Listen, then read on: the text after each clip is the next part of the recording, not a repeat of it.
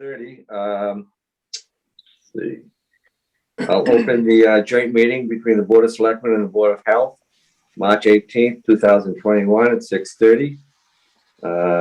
First on the agenda is the update on COVID, and hopefully one of these days, Deb, that's not going to be first on the agenda, but until then, it's all yours.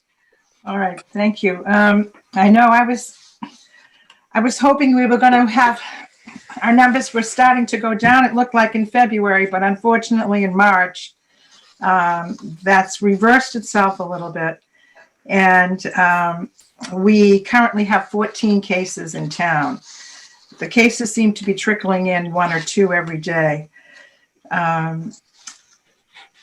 It's very interesting to see statewide and here in our own town that the age group now of the people that are testing positive, as you can imagine, and it makes perfect sense, that as the older people have been getting vaccinated, and many of them have received 2 vaccines already, the average age of the people that are testing positive right now, the highest number is in the age group of 0 to 19, followed by the second age group, which is 20 to 29. And if you look at the graph, it's exactly, the oldest people are way down at the end, and the youngest people are coming in first. For the weekly numbers that just came out tonight, the good news is Chelsea, Lynn, Marblehead, Swampscott are all in the yellow. We are in the gray, which is even better than green. And Revere is our only neighboring community that remains in the red. In Nahant, in the last 14 days, this data was collected from March 1st to March 14th. We had 547 people tested, and only 9, I can say only 9 tested positive, or I could say and 9 tested positive.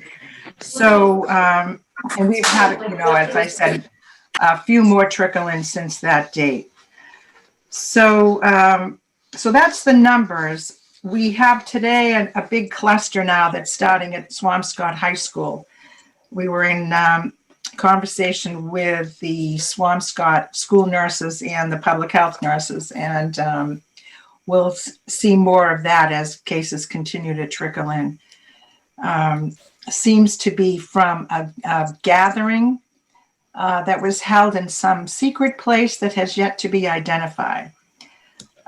So they had to close the high school today and go 100% remote because of that.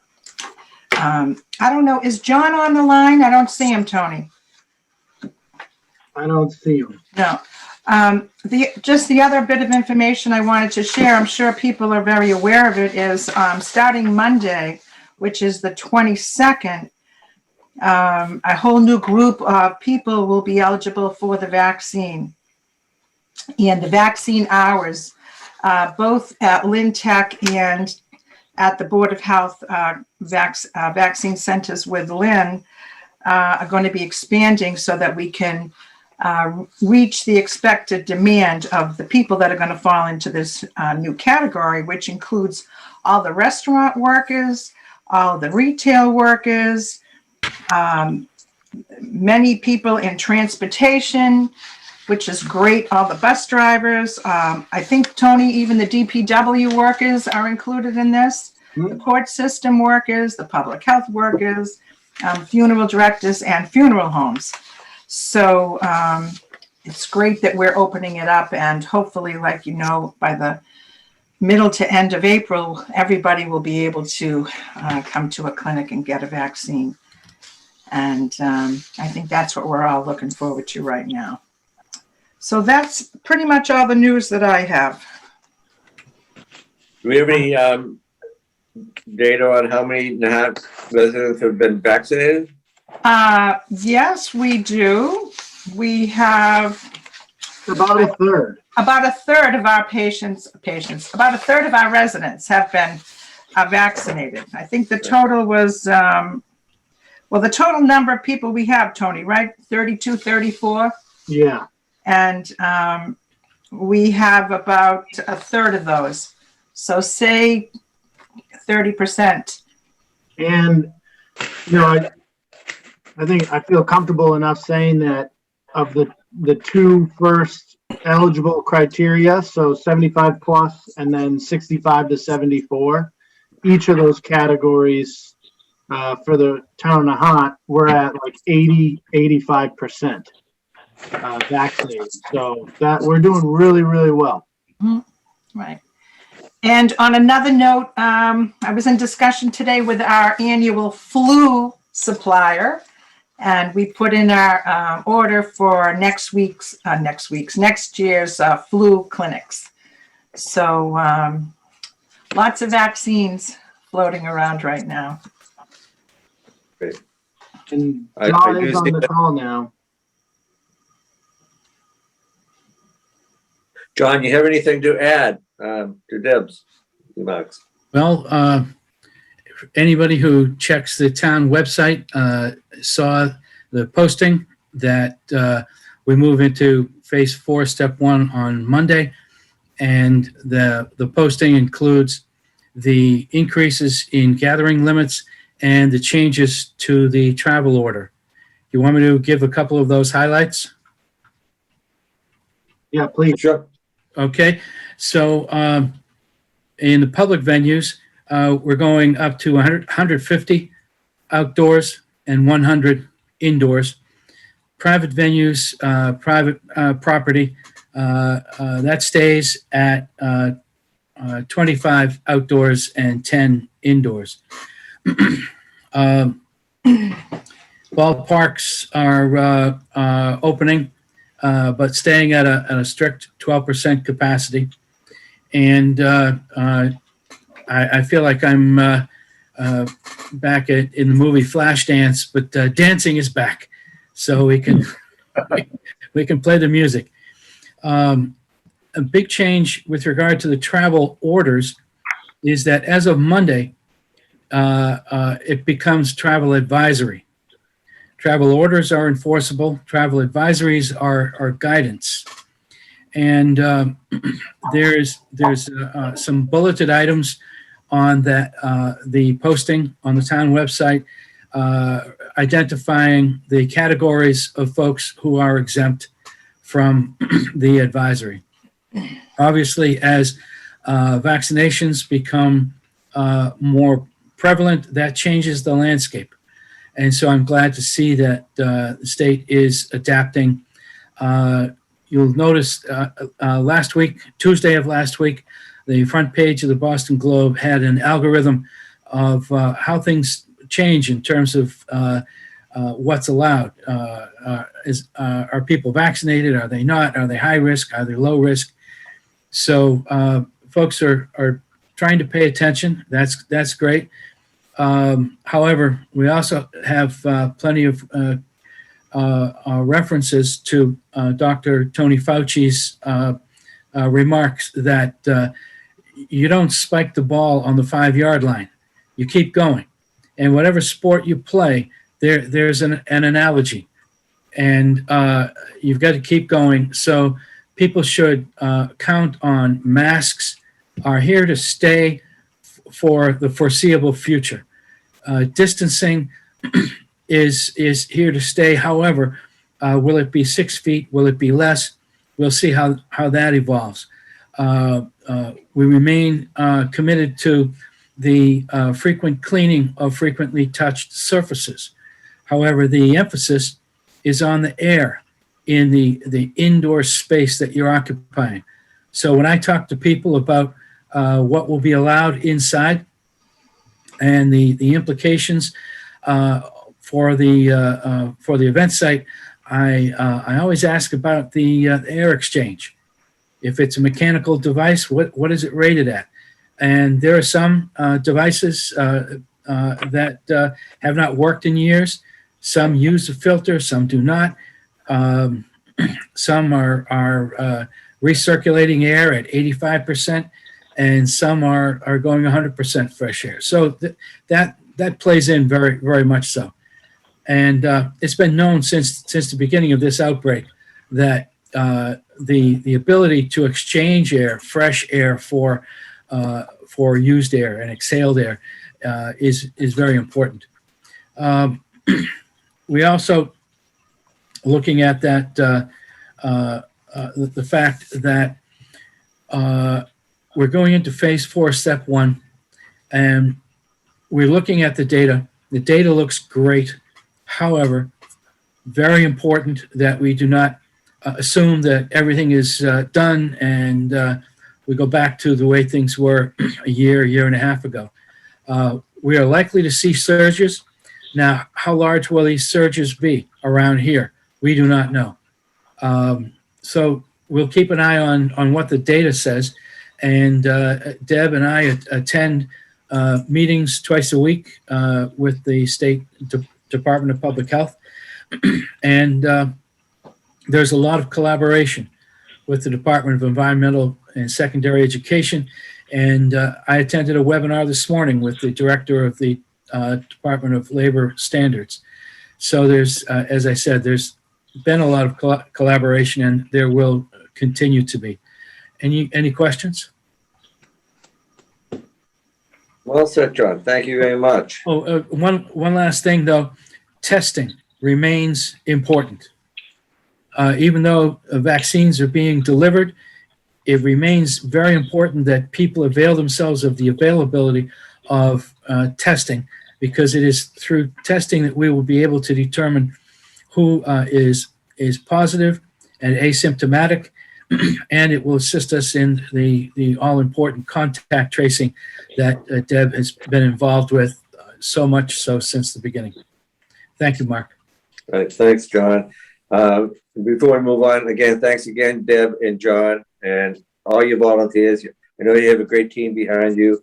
All the people who are volunteering at the clinic, it's going great over there. So we really appreciate all the efforts you're putting into it.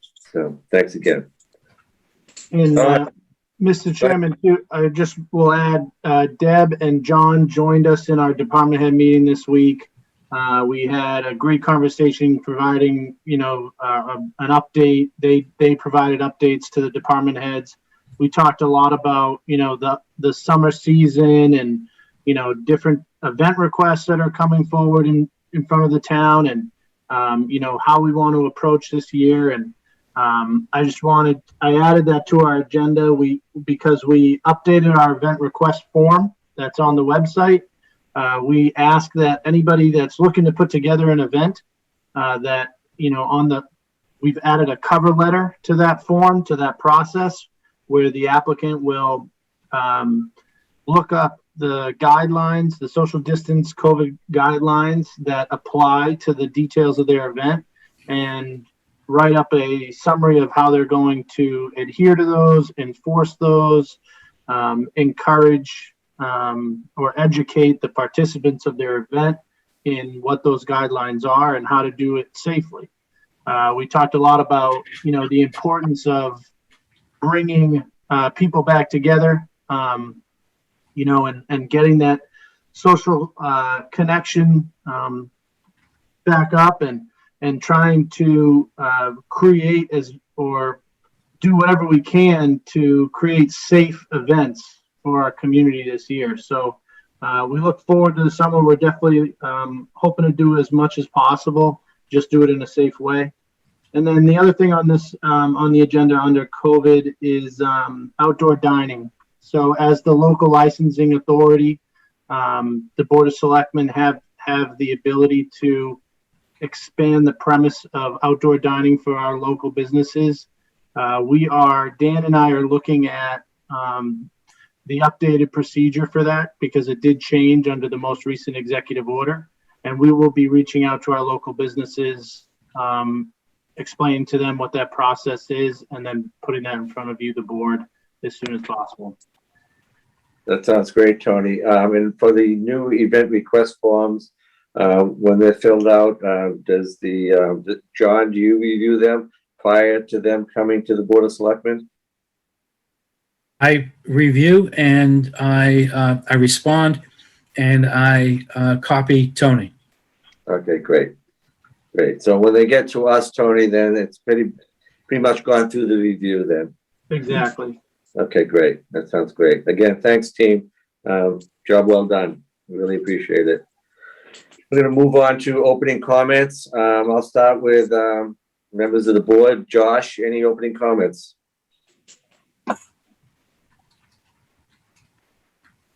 I did want to mention that on March 25th, there's a presentation by the Nahant Open Space and Recreation Commission. It's been several years since the Nahant has had a valid open space plan. It's really important that we do. For one thing, it's continuing, I think, the mission of this board and of Tony planning ahead for the future. So it's important that we have a plan in place, particularly in Nahant where we have so little open space. So one of the requirements for establishing the open space plan is collecting public input. So that process will be starting effectively next week. So encourage anybody to listen into that presentation, and then there's about several virtual open houses following that. That's it. Great. Thanks, Josh. And I know that having an up-to-date open space plan allows us to be eligible for a lot of different grants that may be available. So it's an important document to get into place and keep it updated as we go along. So thanks to that team putting that together. I know that they've hired a new consultant to help them through the process. So I look forward to working with them and seeing what they produce. Gene, you got any opening comments? No, I think I'm good. We got plenty in front of us. Yeah, we got a lot. Okay, let me just read a few things. Unfortunately, the winter parking ban is still in effect, and apparently we may have some snow tonight. So it ends on March 20th. Parking stickers are now available. You can purchase them at nahant.org. Last day to object or withdraw nomination papers is March 24th by 4 o'clock. So I guess I still have time, right, Tony? Nope. Last day to register to vote for town election or town meeting is Tuesday, March 30th. See the town clerk. Compost area will be open Saturday, April 3rd for the season, and it will be open on Saturdays and Wednesdays from 9 to 3. Recycling for white goods, metals, TVs, computers will begin on April 24th and run through October 30th on the last day of each month, last Saturday of each month. And finally, the Kelly Green Scholarship, we're accepting applications, and they're due April 16th, by 12:30.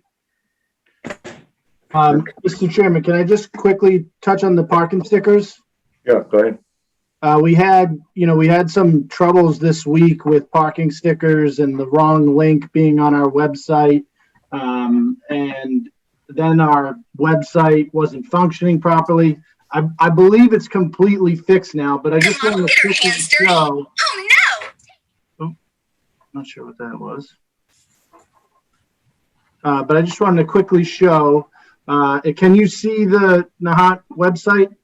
Yes. Yes. Okay.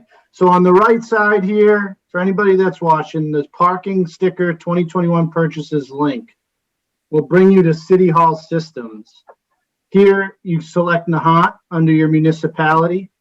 You click here to pay, and then it asks you which, what you're looking for. So on the left side here, you click on parking sticker.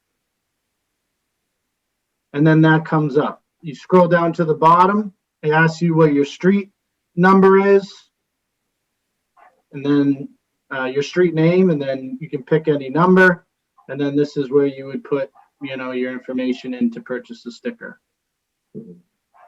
So I just wanted to show that for folks. It should be up and running now if anybody had issues before. Hey, Tony, on the the same subject only because it's been asked a few times in the last couple of weeks. How do we track parking stickers? Is it by address? Is it by registration? I know a couple of years ago that there was somebody looking into doing something like that. Do we do that?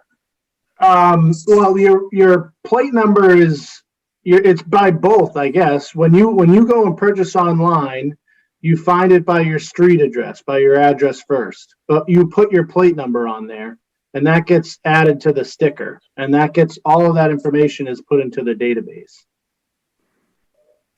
No, I'm looking at it differently. I'm looking at it like, everybody's saying, hey, they give out so many parking stickers. They're all out of town. They're all this. And I'm not trying to create a situation here, but I'm just wondering, is there a way to marginalize that, to be able to determine where those are located? You have to have a Nahant address to get the sticker. Now, if you get the sticker in the mail and you give it to somebody that doesn't have a Nahant car, that obviously you're not supposed to do that. And that's why we have the plate included on it.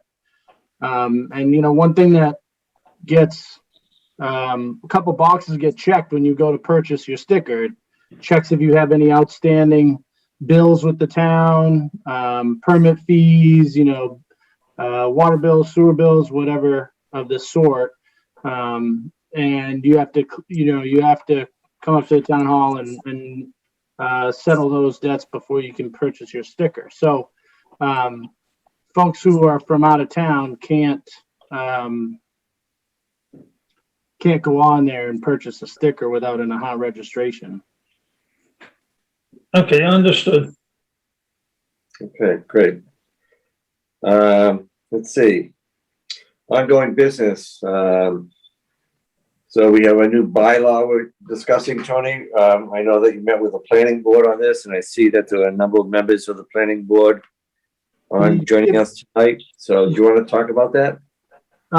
Well, you skipped over new business. Do you Oh, want I'm to go through those first? I'm sorry.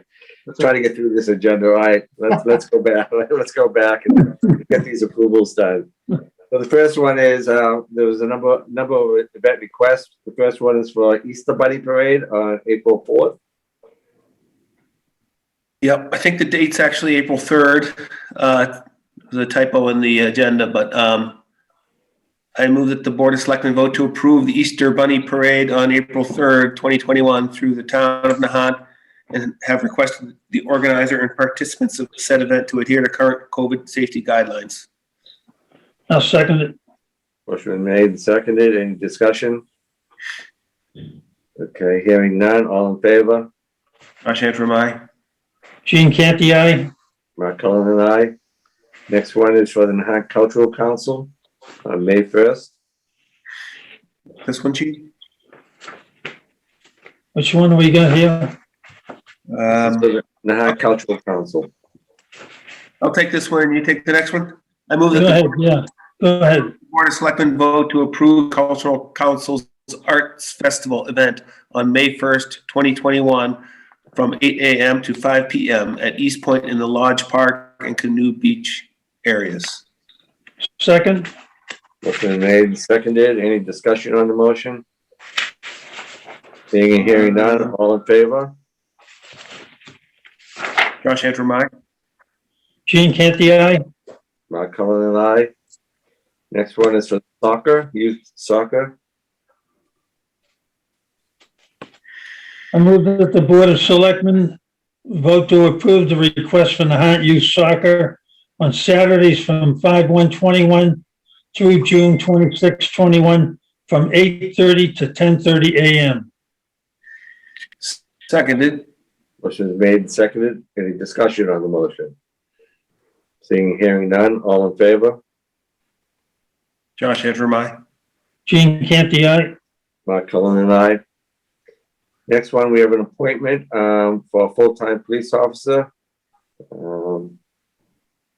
And Tony, you want to talk about this a little? Yep.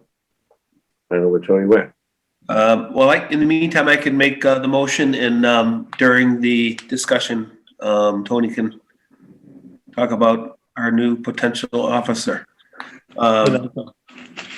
So I move that the Board of Selectmen vote to approve the appointment of Officer Keen Allen as Nahant full-time police officer.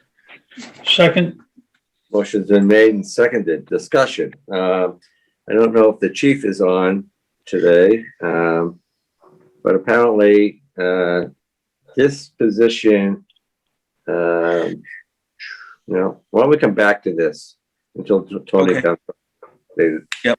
I'll just leave the discussion open at this point. We can approve some minutes here, Josh? Yeah. Go ahead, Gene.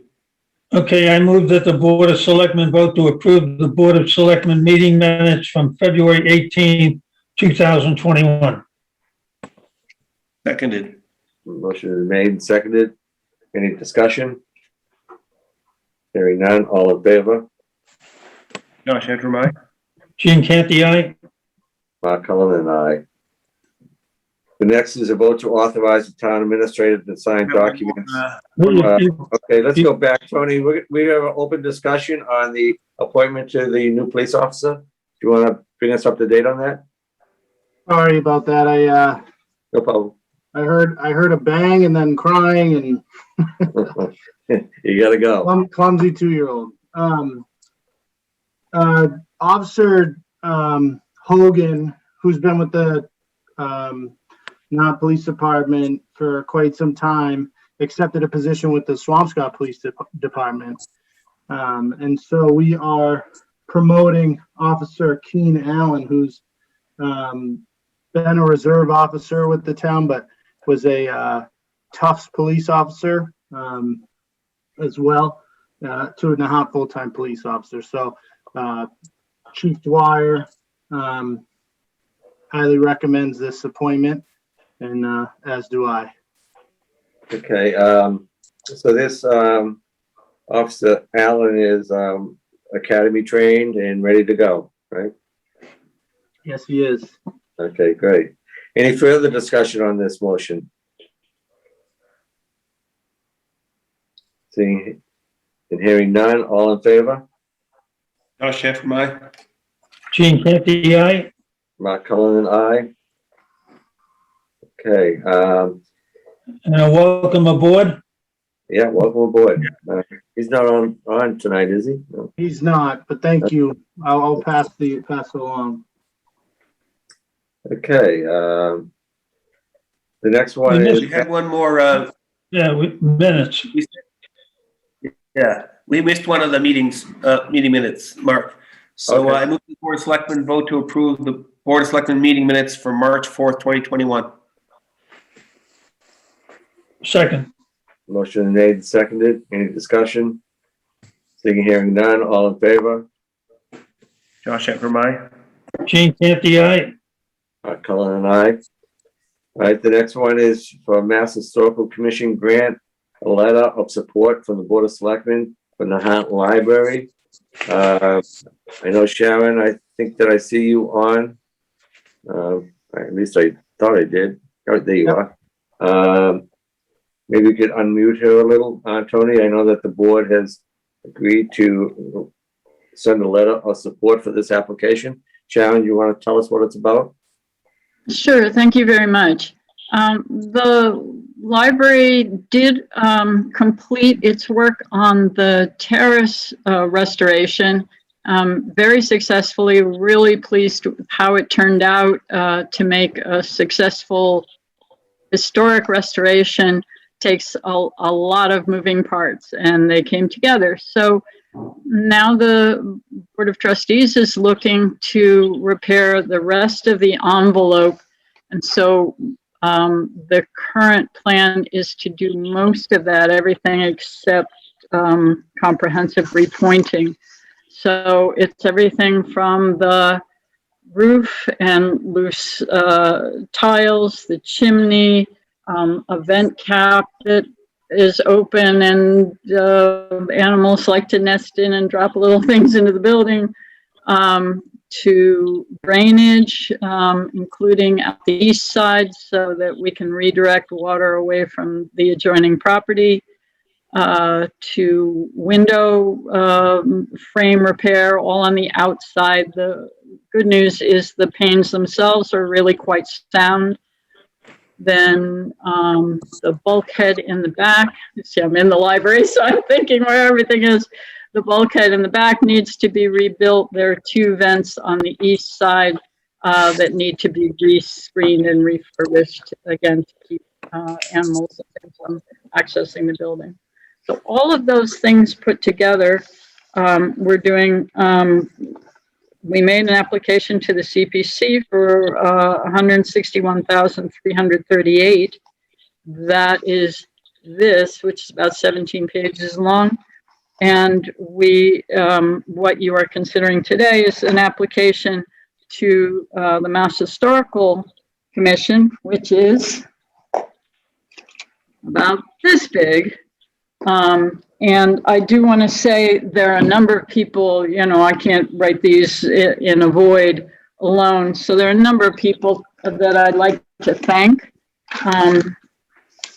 for their assistance on this. And they include, so I don't miss anybody, you, the selectmen, the town administrator, the procurement officer, the assessor, the Nahant Historical Commission, the Nahant Historical Society, the Community Preservation Committee, the Friends of the Library, and the architect for all their assistance in making this come together. That's good. Thank you, Sharon. Exciting news, and the terrace did come out really nice. I thought the pointing was really good on the wall. Looked very, very well done. Just a question, and this may come up on the next item on our agenda, but do you, Tony, do you and Sharon sort of look at the projects that are going on at the library and similar projects that may be going on at the town hall? Both buildings are similar in terms of masonry structures and slate roofs and those types of things. And, you know, if you could double up on contracts, perhaps it might be efficient. I'm sure you're probably looking into that, but. Yeah, Tony has started that conversation with me and with the CPC. And so, yes, we'll definitely, the library would be interested in seeing that, you know, any economy of scale we can achieve by doing historic preservation work on both buildings. That would be terrific. I did speak about it to the Board of Trustees this week, and they are definitely in favor. So, yes, we'll keep talking, but meanwhile, this helps get this moving forward.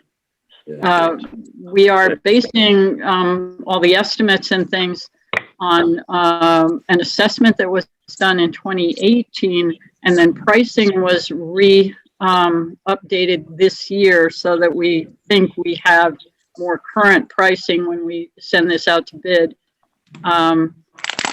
So that's what we're basing the project on right now, and hopefully to make the whole sound out on the outside of the building. That's good. I know at one point we used to have a blanket contract for slate roofs, and I think it included the library, the town hall, and the Ellingwood Chapel. So they would come in every year and do a review of what needed to be done for each roof and some maintenance and those types of things. But some sort of look at, you know, combining stuff could be efficient as we move forward. We just talked about that at the CPC meeting. It's interesting you brought it up because we just, you know, the library, Sharon applied, as she mentioned, to the CPC for further funds for the envelope work. And we had a live conversation about expanding that to a pretty large borrowing article that would include the town hall because of, you know, what you said there, where we're right next door to each other. It's similar work. You know, it seems like a great opportunity to combine the two, funding and contracting procurement wise. So, Okay. Yeah, we're looking at it right now. You're way ahead of me. Too, since some of the work was recommended to be completed in 2019, and here we are coming up on fiscal 22, the board is anxious to be able to move forward on some of these projects. Okay, great. Thanks, Sharon. Any further discussion on this motion? All in favor? Josh Antrim, aye. Gene Canty, aye. Mark Cullen and I. Next is a vote to authorize the town administrator to sign documents associated with the Mass Historical Commission grant. Want to talk about that, Tony? Yeah, we have,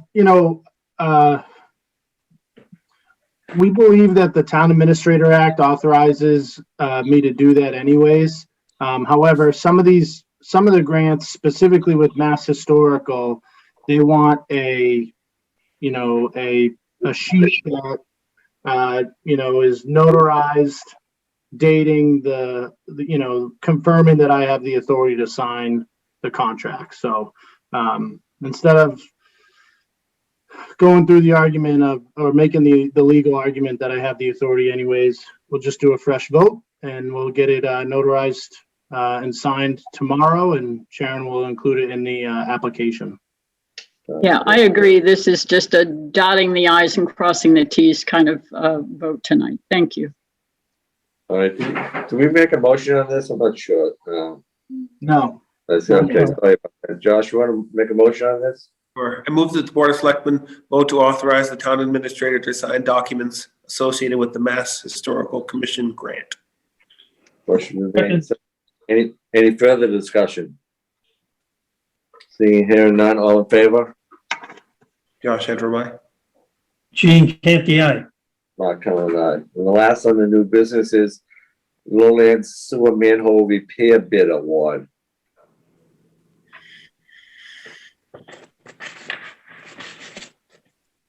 So you're going to talk about that, Tony? Yep, I'm just trying to find the backup documents here in the packet. Part of our administrative consent order with Mass DEP, and just generally across the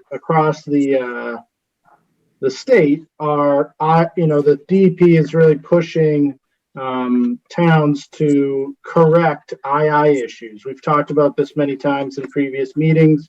II is infiltration and inflow. Essentially, it's fresh water getting into our sewer system,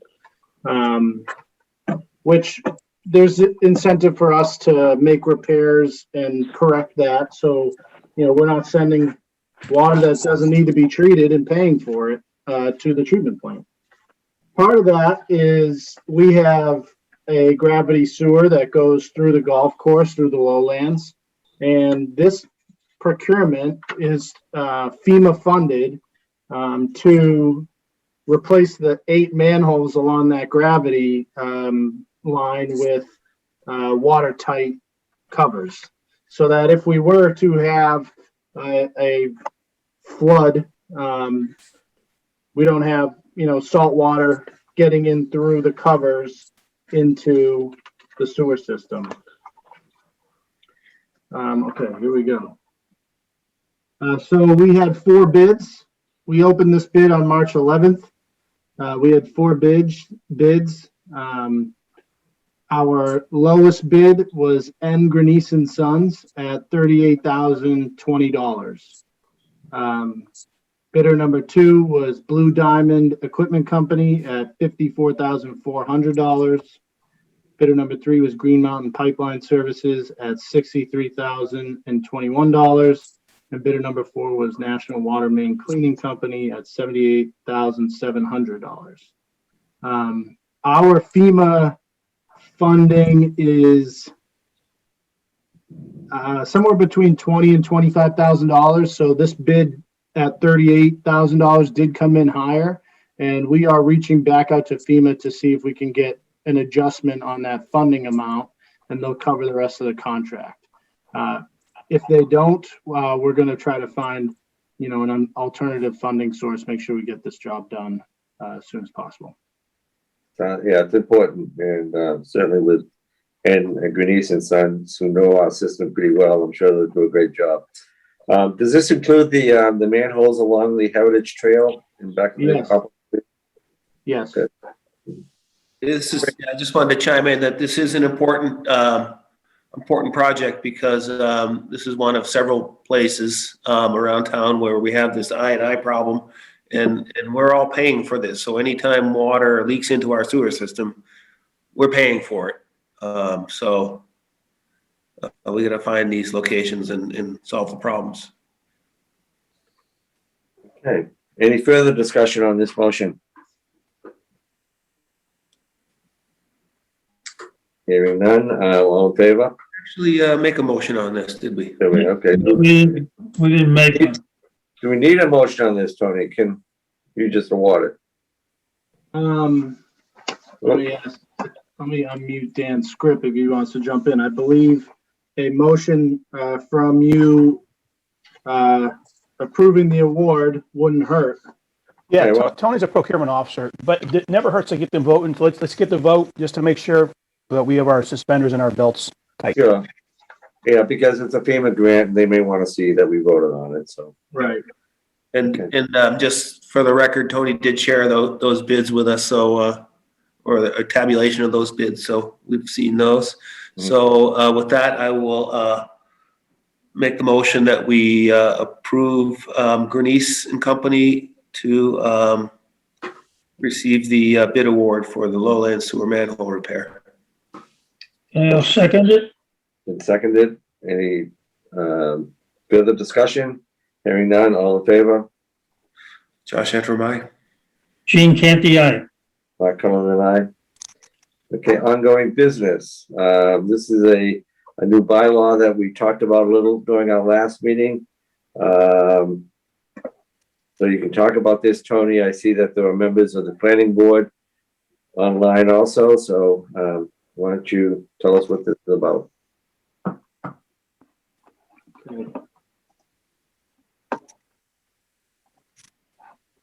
Well, while we're waiting for that, I just want to chime in that there seemed to be some confusion, I think during that planning board, at least initially, and also I've seen some social media posts, that this bylaw is sort of making it easier to host marijuana distribution centers or growing centers. And I think the intent is sort of the opposite. It's making sure we're prepared as a community for if that comes up, and also making sure that the tax rate that we are allowed to apply is at the maximum.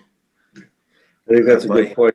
That's a good point, Josh. And, I think Nahant is one of only a few communities that probably doesn't have a bylaw. So I think it's good we begin thinking about this. Tony, you want to take it over? Yeah. So you're exactly right. Right now, if somebody wanted to open a marijuana establishment, they have the ability to come into town, request a license from the state. Their only two requirements would be to have a public meeting and have a host agreement with the town. Obviously, we have some existing zoning law that they'd have to get get the proper permitting for.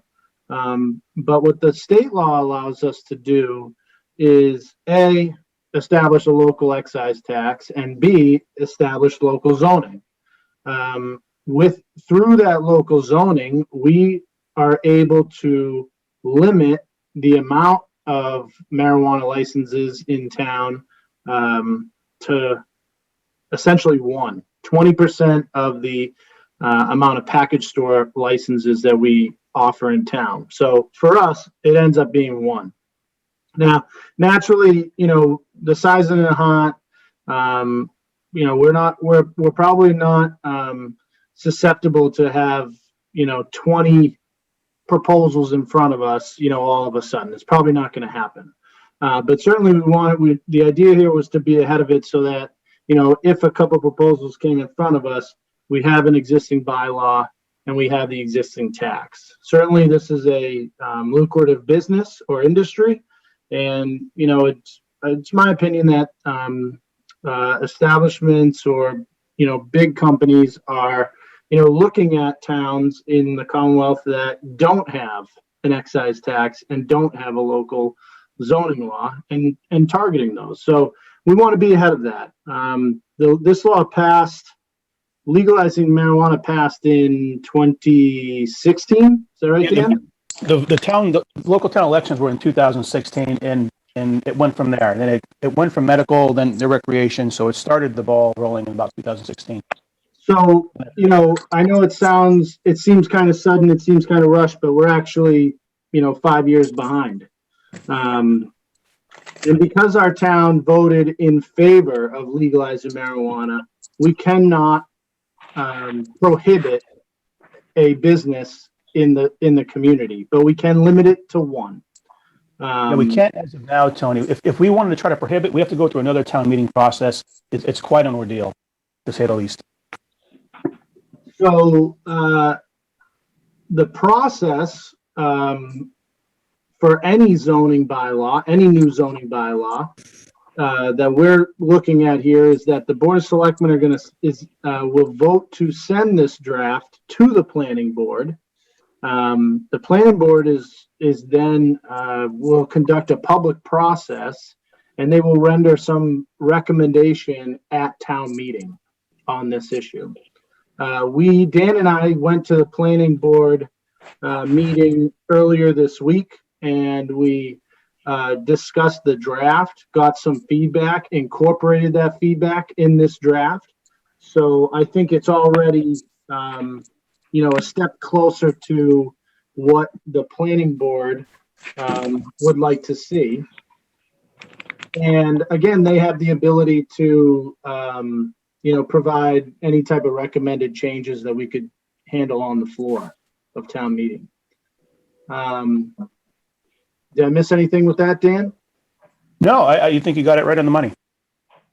All right. So the first part of this, yes. I just wanted to, restate what you said about we are not allowed to outright ban marijuana establishments in the Nahant because we voted to pass the marijuana laws in 2016 or whatever. So, I mean, a lot of people think, oh, why don't we just ban it? And the reason is because we can't without going through the process that Dan just alluded to. So I just want to make sure everybody absorbs that. Right. And certainly if someone came to the town looking to put a business in town, there's a process that they have to go through, like creating, developing a host agreement with us and having a public meeting. And, while that stuff doesn't happen overnight, we'd rather not be rushing to incorporate a bylaw and definitions into our bylaws while that's happening. We'd rather be ahead of it. So 100%, this is not to encourage, this is to be prepared. So the first part of this is creating definitions, which come straight from either regulation or state law. The second part of this draft bylaw is this is a quick purpose explanation as to the purpose of the bylaw. And then it explains the limitations. So here, 14.02, subsection A, this is where we limit the amount of retailers to no more than one, which the law will not allow us to go further than that. And B is establishing the location, uses, and special permit granting authority for these establishments. And what we're doing is we're describing where they can be, what they can be, and adding it to the table of use regulations. So by special permit, it would be in the B1 and B2 zone. And I'll also note this under subsection B, sub 2 here, we have the ability to require that this special permit be put in front of the planning board as the special permit granting authority for these establishments. And that's something that we discussed with the planning board. And I don't know if a member of theirs who's on the call tonight would want to care to. I have to stop sharing to find. I see Cal, and I thought I saw Dan. Cal's on.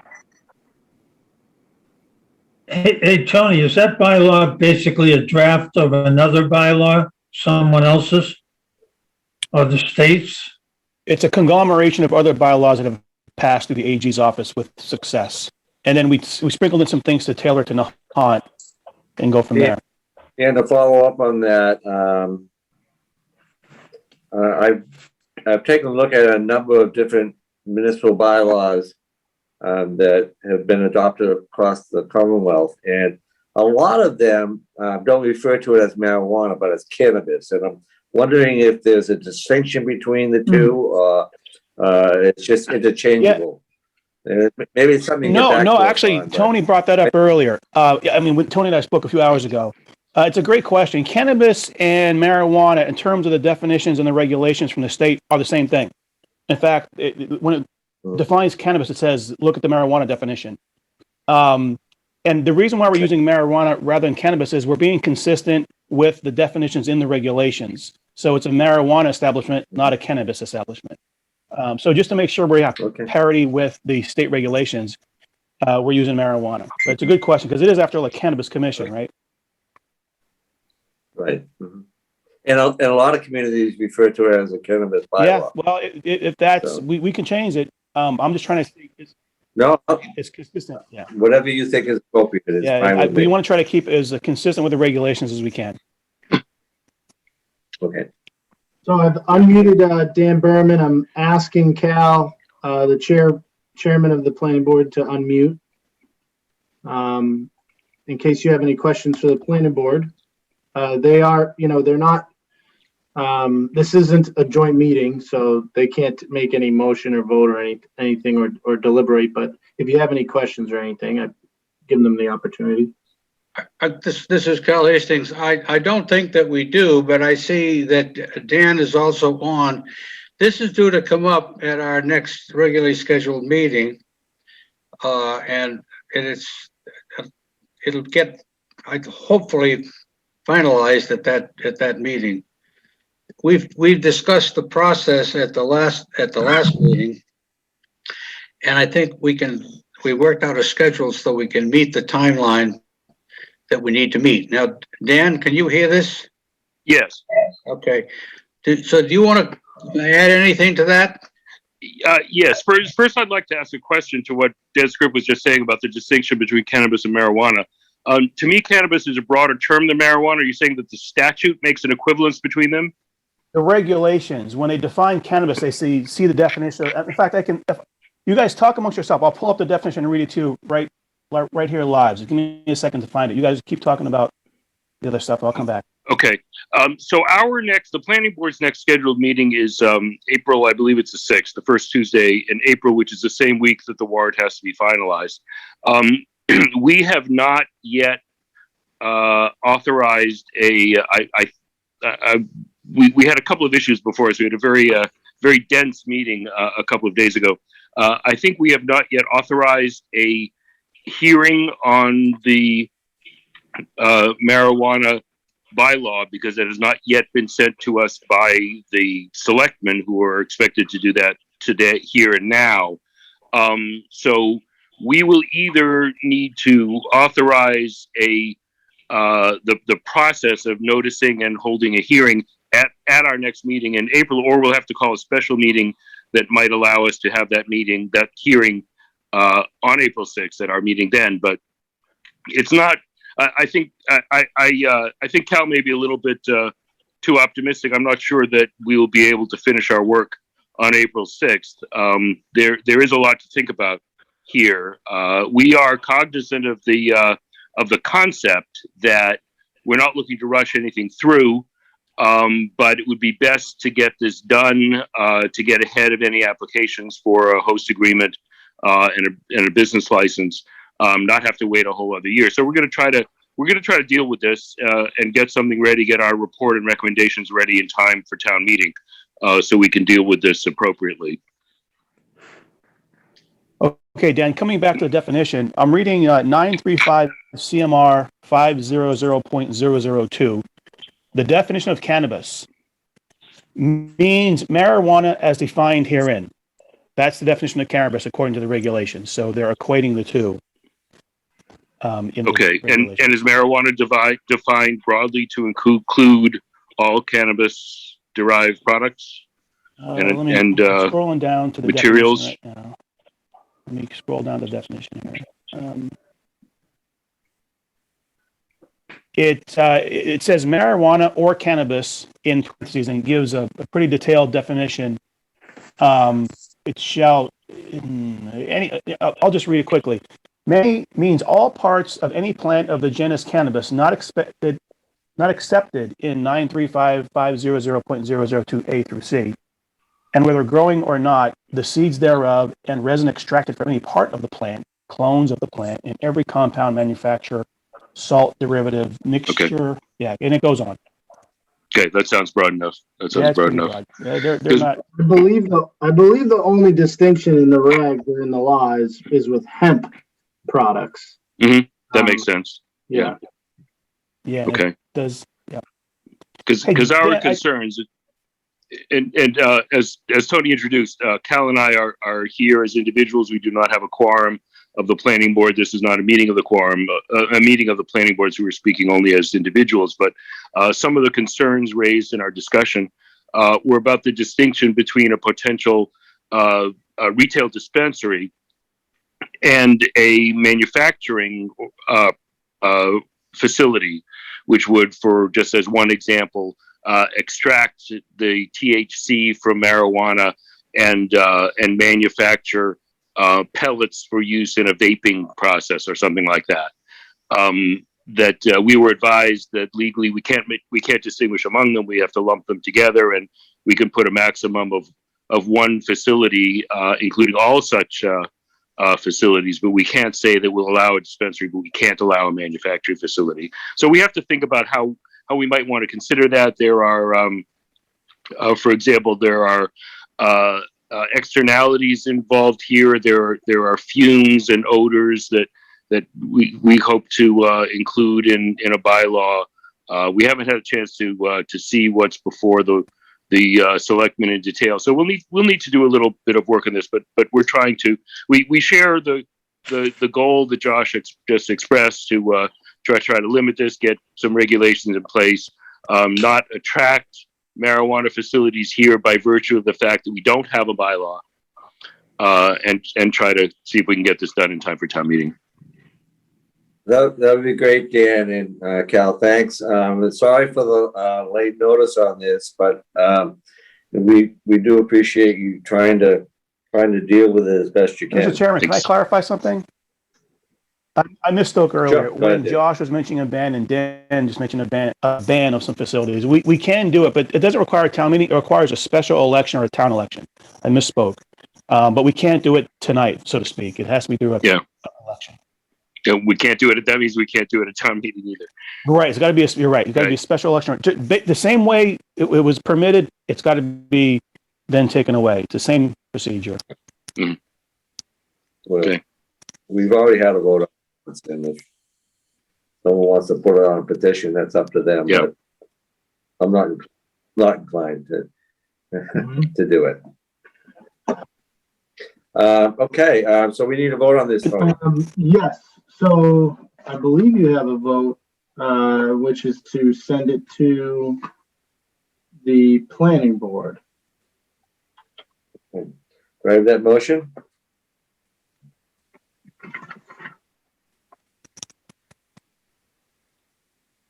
Do we need a motion? Yes. Do you have, I don't see one in your packet. Dan, could you provide one for them? I can, Mr. Chair. So the Board of Selectmen would move to send the draft marijuana bylaws to the the planning board for hearing in order to put them in a position to make recommendations that they can then present at town meeting. So I have a motion as read. So moved. Seconded. Motion has been made and seconded. All in favor? Josh Antrimai? Gene Canty, but just a bit of discussion. I was one of those that was questioning the timing on this and it being somewhat rushed, but I think I have a clearer understanding tonight of what we're trying to do. So I hope that that passes itself along to the taxpayers in the town. Good point, Gene. Thank you. Seconded. Yeah. If I could squeeze one more discussion in there, I think, this is an example of the town, Tony and Dan specifically, trying to take a proactive stance instead of a reactive stance. So that's appreciated. That's how I see it. Yeah. Okay, continue the vote. Josh? Motion's on the table. Josh, Gene That's right. Canty, Mark Cullen and I. Okay. Okay, we have another bylaw, plastic bag bylaw. We had a discussion. I know that Max McDonough had brought this to us last week. I think I do see Max online tonight, and I think our last meeting, Max, you and Dan were going to get together and work something out, and apparently there's something here. So, Dan, do you want to, Tony, Dan, do you want to bring us up to date on this? Sure. Max and I met a few times, and we found some bylaws across the Commonwealth that were approved by the municipal law unit of the Attorney General's office. So we took those, we sort of mashed them together and tailored it to Nahant. And what you have before you now is a product of that. So we're just getting up to speed with other coastal towns and cities around the Commonwealth, and we expect it to go through pretty smoothly. It doesn't really affect a ton of folks around town in terms of retailers because of the fact we just don't have that many. But that's the long and short of it. If Max wants to say something, I know he has worked really hard on this, so if he wants to chime in, I know he's there somewhere. I thought I saw his name. Yeah. So all I have to add, I think Dan said that very well, but it's a bylaw to reduce the plastic carry-out shopping bags in town from the retail establishments like restaurants and convenience stores, because of the detrimental effects of the plastic bags on our environment, and especially on the coastal marine environment.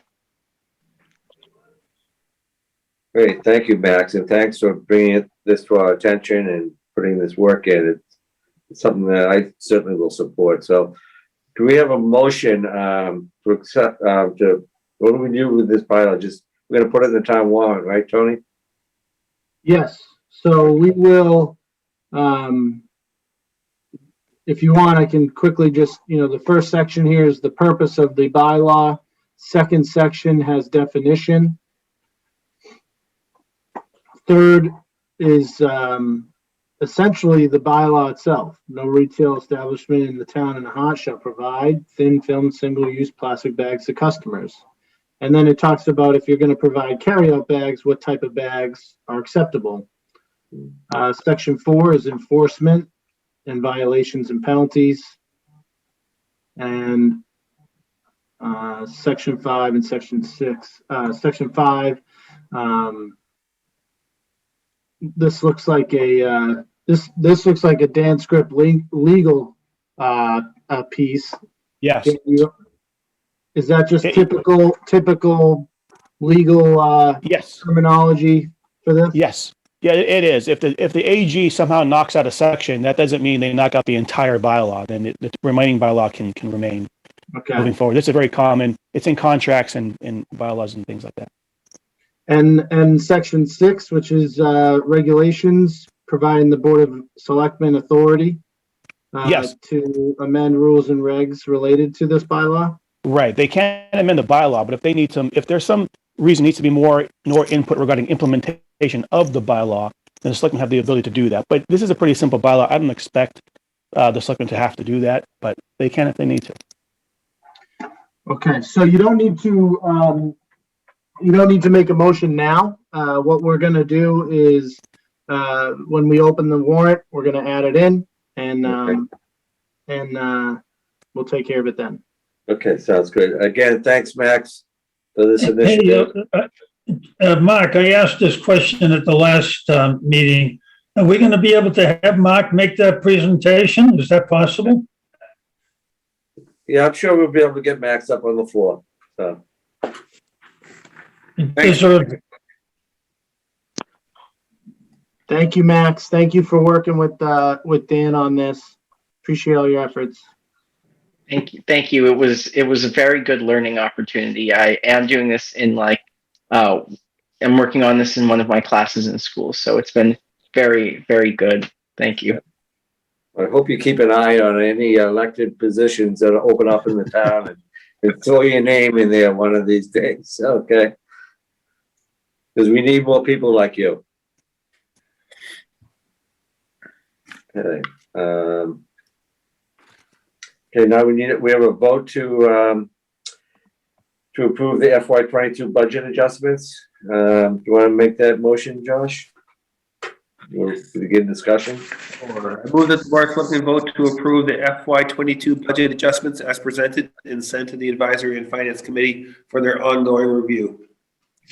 Second, Motion's been made and seconded. Discussion. Tony, want to tell us what these changes are? Sure. So we've made a few adjustments since we officially voted on our budget and sent to the Finance Committee. Today's adjustments are mainly the sailing program, the part-time wages on the sailing program. We had incorrectly calculated the impact of the minimum wage increase, so we are adding funds to their account to account for that.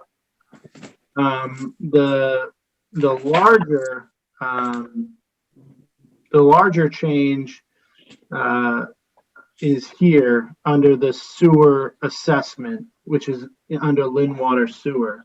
We are changing, we're basically got a letter, which we've talked about this for quite some time now again, but the Lynn Water Sewer has expressed to us that we are to expect anywhere from 30 to 50% increase on our assessment.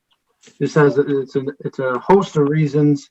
They are currently going through a operating and maintenance contract bid, which they anticipate the next contract to be far more expensive than the last 30-year contract. They also have a number of infrastructure upgrades that they're required to make because of an administrative consent order from the state. And so that trickles down to the 4 communities. So we are just like Saugus and Swampscott are putting in for a 40% increase. So what we originally had in this under the sewer assessment under the Water Sewer Enterprise Fund from 2021 was 376. So that 40% increase brings it to 526.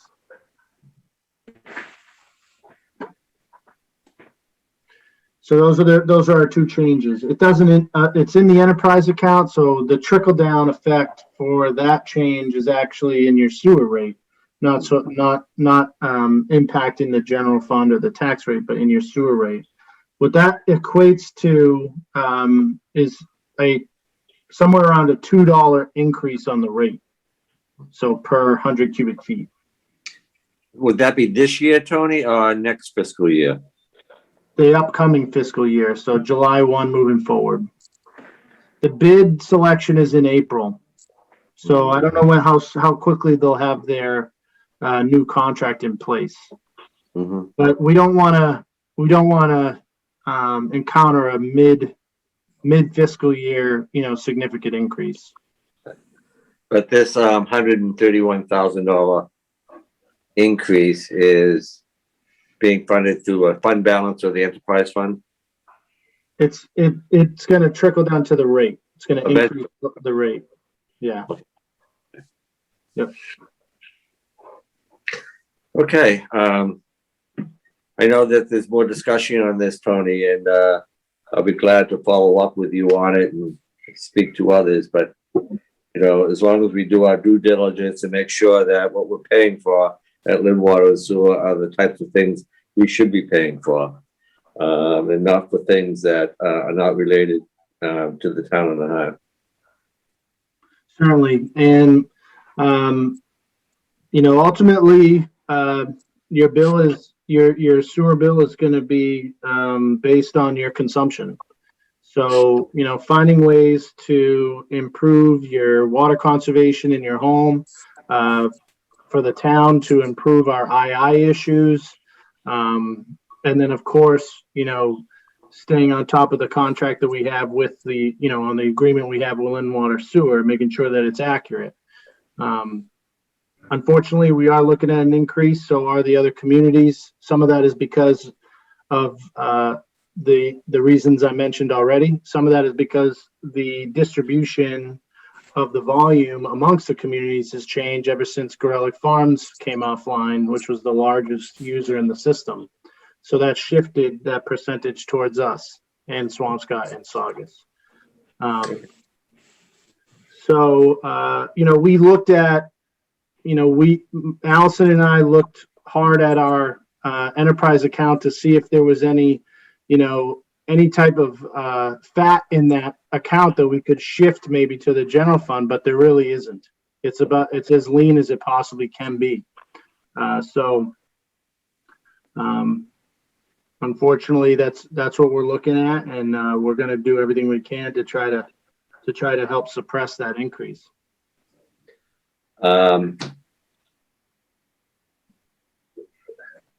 Is this considered debt?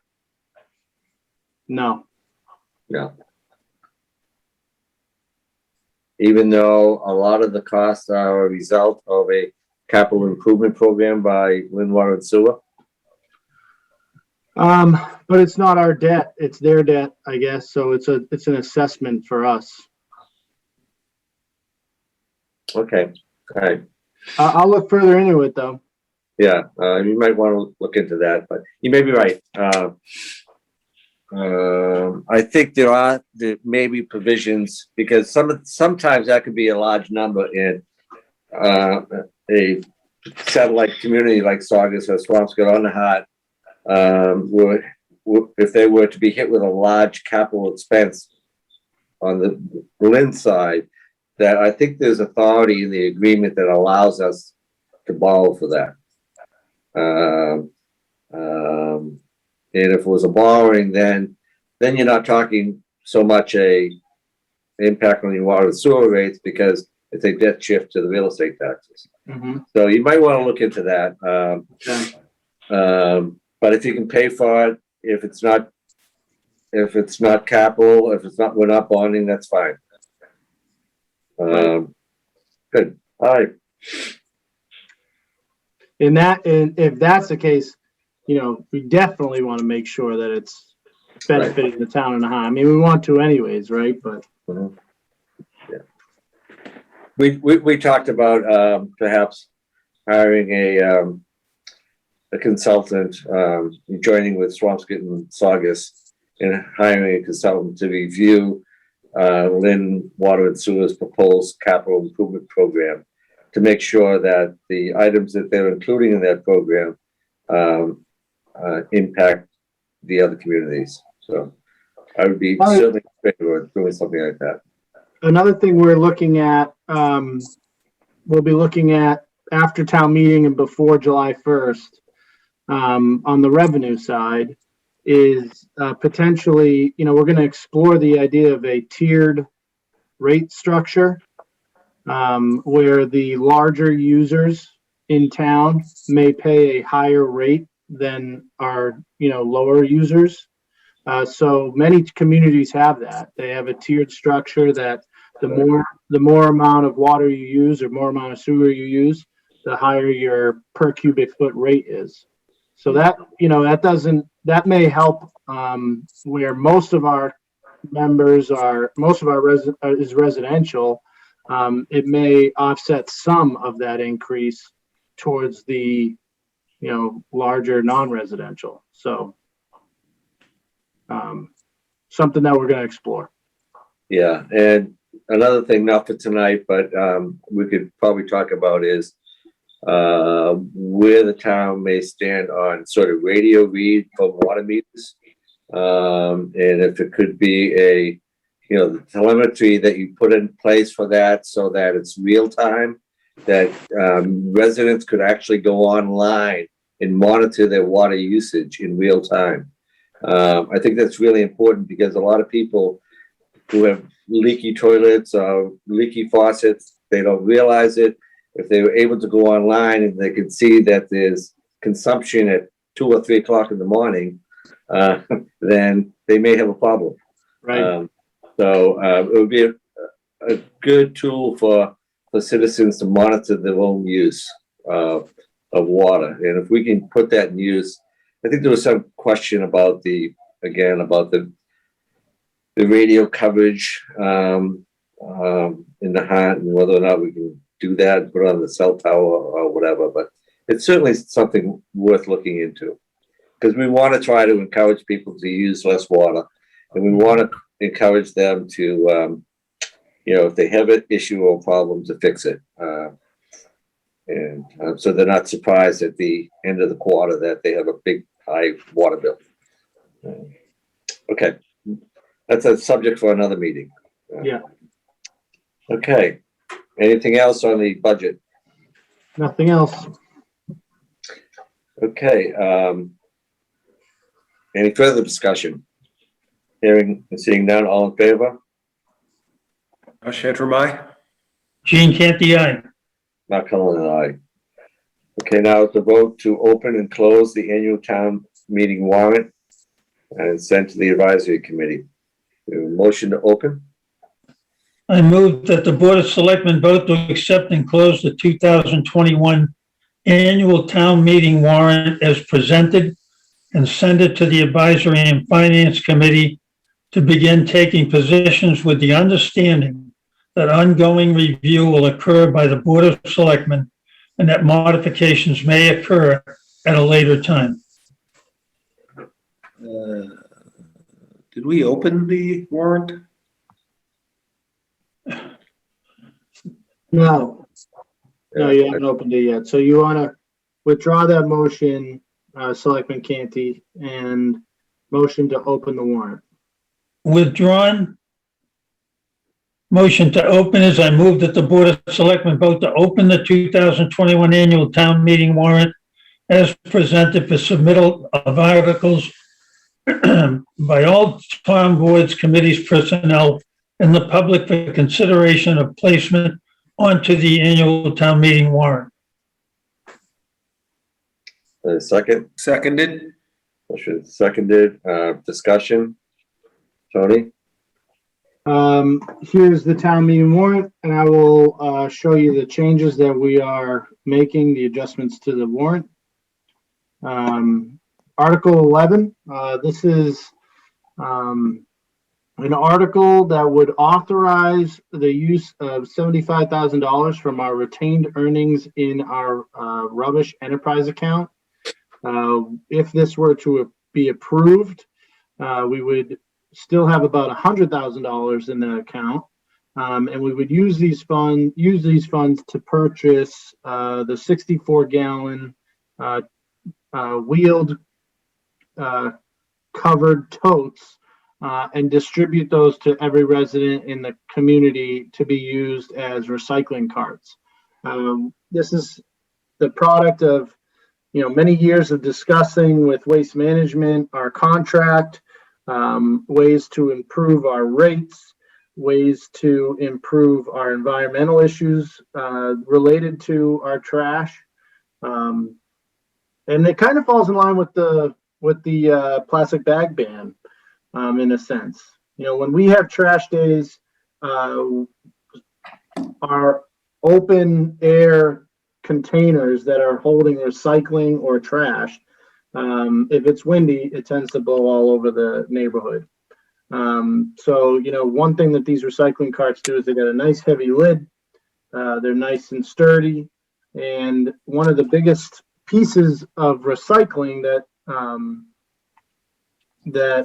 makes it a little bit less convenient is that you cannot put your recycling out with in a trash bag. There's no plastic bags allowed in your recycling. So a nice cart like this makes it a little bit more convenient for folks to just take their recycling and toss it into a nice bin instead of having to hold it in a plastic bag. So Article 11 is using $75,000 to make that purchase and distribute the carts. It does not change anything on the trash side. Just to be clear, it doesn't limit the amount of trash you can put out. It doesn't change the type of barrels you can use for your trash. This is solely on the recycling side. So just to chime in, Tony, that kind of dovetails with the negotiations you're having with Waste Management on the upcoming contract, where our fee goes down if we use these standardized recycling carts. So I just wanted to point that out for folks. Yes. Yeah, and these carts will be free to Nahant residents, right? They'll be free to the Nahant residents. And, we are going to work to, should this pass, we would work to secure a grant through DEP that could reduce the total cost of the carts, and we wouldn't even need to use all $75,000. Tony, how far behind are the regular trash bins? We're not incorporating that into the upcoming year's contract. So we have the ability to make what we're negotiating right now is a 5-year contract. We're not changing the style of how we handle our waste, but we are putting in a provision in there that we have the option to renegotiate should we want to do that. If we were to go to standardized carts on the trash side, it would increase or it would decrease our rate even more so. But from our rate is pretty low as it is, and from different speaking to different people around town, talking about how this has been implemented in other communities, we didn't feel we were ready to adjust it on the trash side quite yet. So this is a nice way to, in the recycling side is really where a lot of our environmental issues, like I said, because, the open air containers, is a really nice way to introduce these cards to the community and get them familiar with them. And then it kind of takes us that next step to potentially incorporating them on the trash side, but we're not doing that in the upcoming year.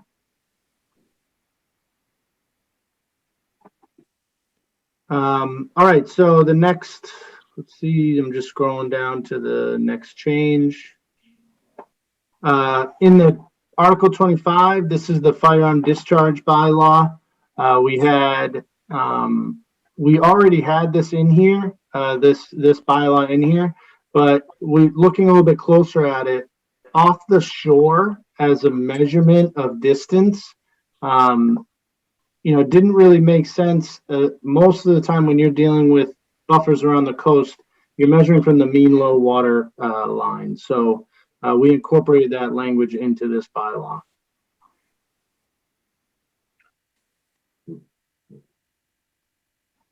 Article 30 is the marijuana zoning bylaw amendment. So for marijuana and for plastic bags, when I shared my screen earlier when we were talking about those, you saw how lengthy those bylaws were. It's common practice when you're dealing with a lengthy bylaw that you can put an abbreviated article in the warrant and refer to those documents that will be in the town clerk's office. And of course, the full length of the bylaw will also be included in the FinCom's booklet that will go to every resident. So this is an abbreviated version of what we already discussed.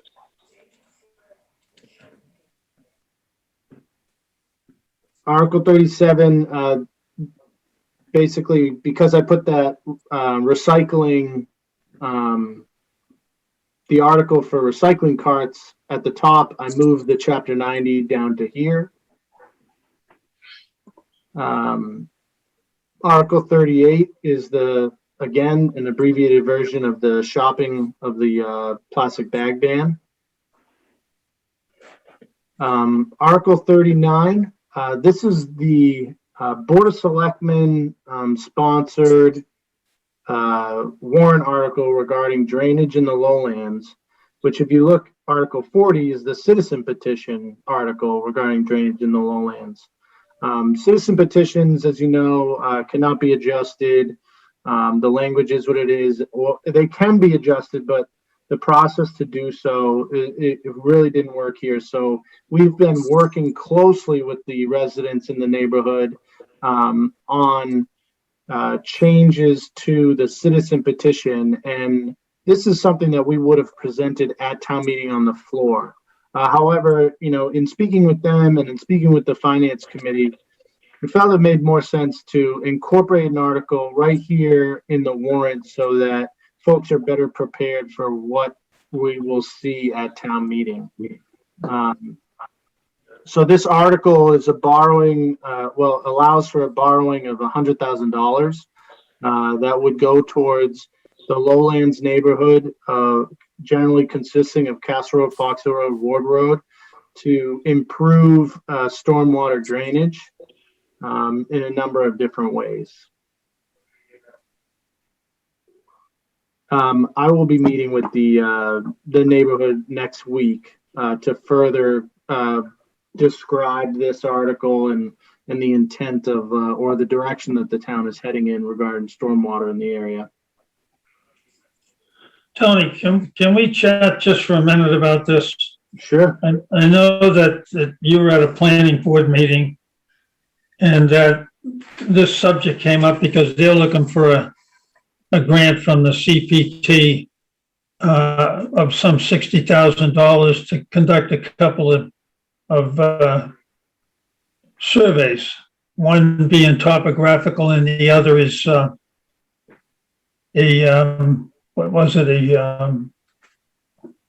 what'd they call the other survey? Their application is, I think it's titled like an ecological restoration. Okay, well, whatever that might have been, my question is, before we go this route, and I know we're down the road, wouldn't it be good to have a game plan, to have a study on this before we jump into it?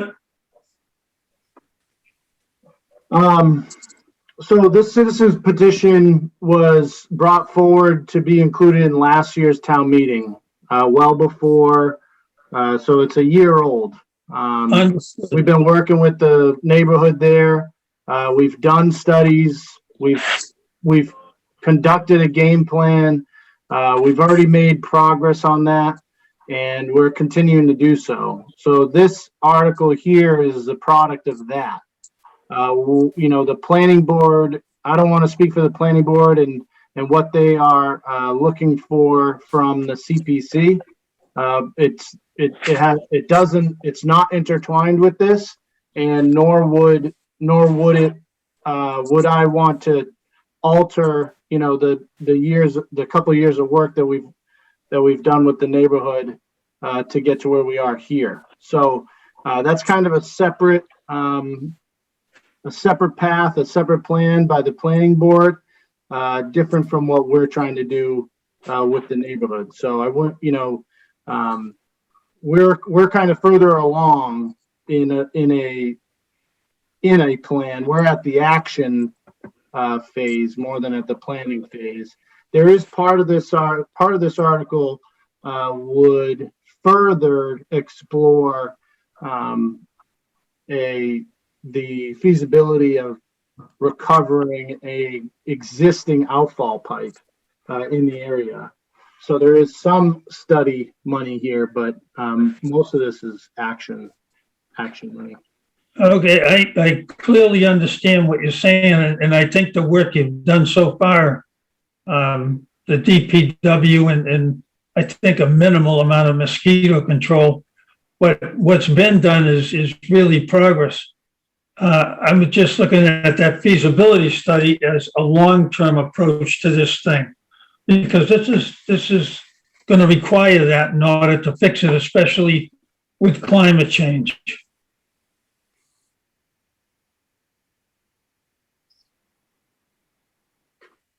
I'm not sure how to, I don't know how to answer that. We've done a lot of studying already. We've done a lot of work with MVP on climate change. We are dealing in this area of town, dealing with the critical issue of being able to de-water a flood scenario, while also being able to improve day-to-day storm drainage. So what this article, I guess, would be more geared towards short-term and mid-term goals. And what the planning board's doing is more of a long-term goal. So they're kind of two separate items. That's what I said. Okay, agreed.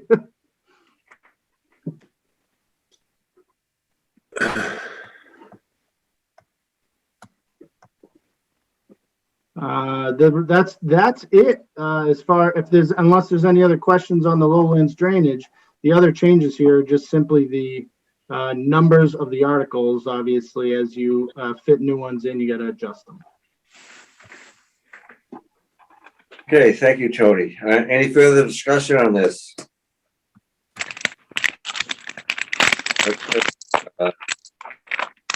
Do we have a motion to, we have a motion then to accept these changes and to close the warrant? So you have, the motion on the floor was to open the warrant, and then that was the discussion on that motion. So if you can vote in the affirmative of that, and then the next motion will be to accept the changes as presented, close the warrant, and send them to the FinCom. Any further discussion on this motion? Seeing and hearing none, all in favor? Josh Hanford, aye. Gene Canty, aye. Mark Cullen, aye. All right, so we'll follow that with another motion. I move that the Board of Selectmen vote to accept and close the 2021 annual town meeting warrant as presented and send it to the Advisory and Finance Committee to begin taking positions with the understanding that ongoing review will occur by the Board of Selectmen and that modifications may occur at a later time. Seconded. Motion made, seconded. Any further discussion? Seeing and hearing none, all in favor? Josh Hanford, aye. Gene Canty, aye.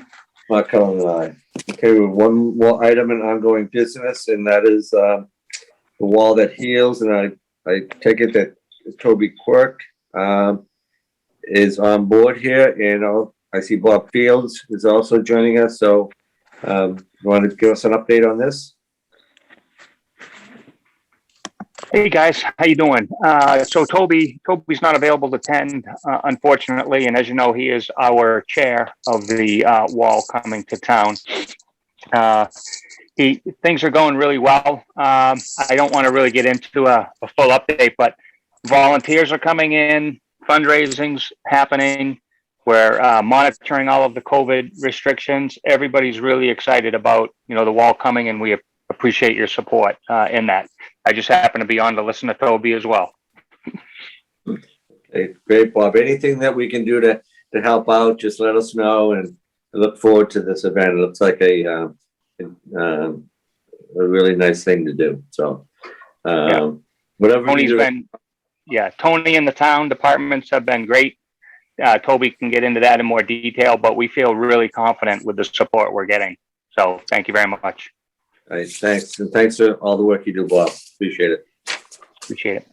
Okay, let's move on. Okay, preserving East Point.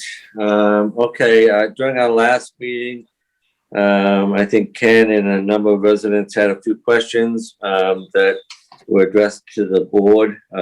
So I'd like to try to answer them. The problem was that the board was unable to meet to discuss this among ourselves. So I think we all may have our own sort of responses to the questions that were put forward. So what I'll do first is I'll read my response anyway, to your questions, Ken, and then I'll turn it over to, Josh and Jean, and they can add, to what they feel they want to. So let me go through this. Have Josh go through his, have Jean go through his if they wish. And then Ken, if you, have any, follow-up questions, we'll just open your mic at that point. Okay. The first question you asked, why did we, the town of Nahant, join the two lawsuits between Northeastern and the Nahant Preservation Trust? Why are they consolidated into one? We did so because we believe that it is in the interest of the town of Nahant to do so. The lawsuit initially was brought by Northeastern University against not only the Nahant Preservation Trust, but 28 residents of the town as well. In turn, those 28 individuals and the Nahant Preservation Trust brought suit against Northeastern University as a means to protect the environment and preserve East Point. We joined the lawsuit because we hope the land at East Point will remain conservation land.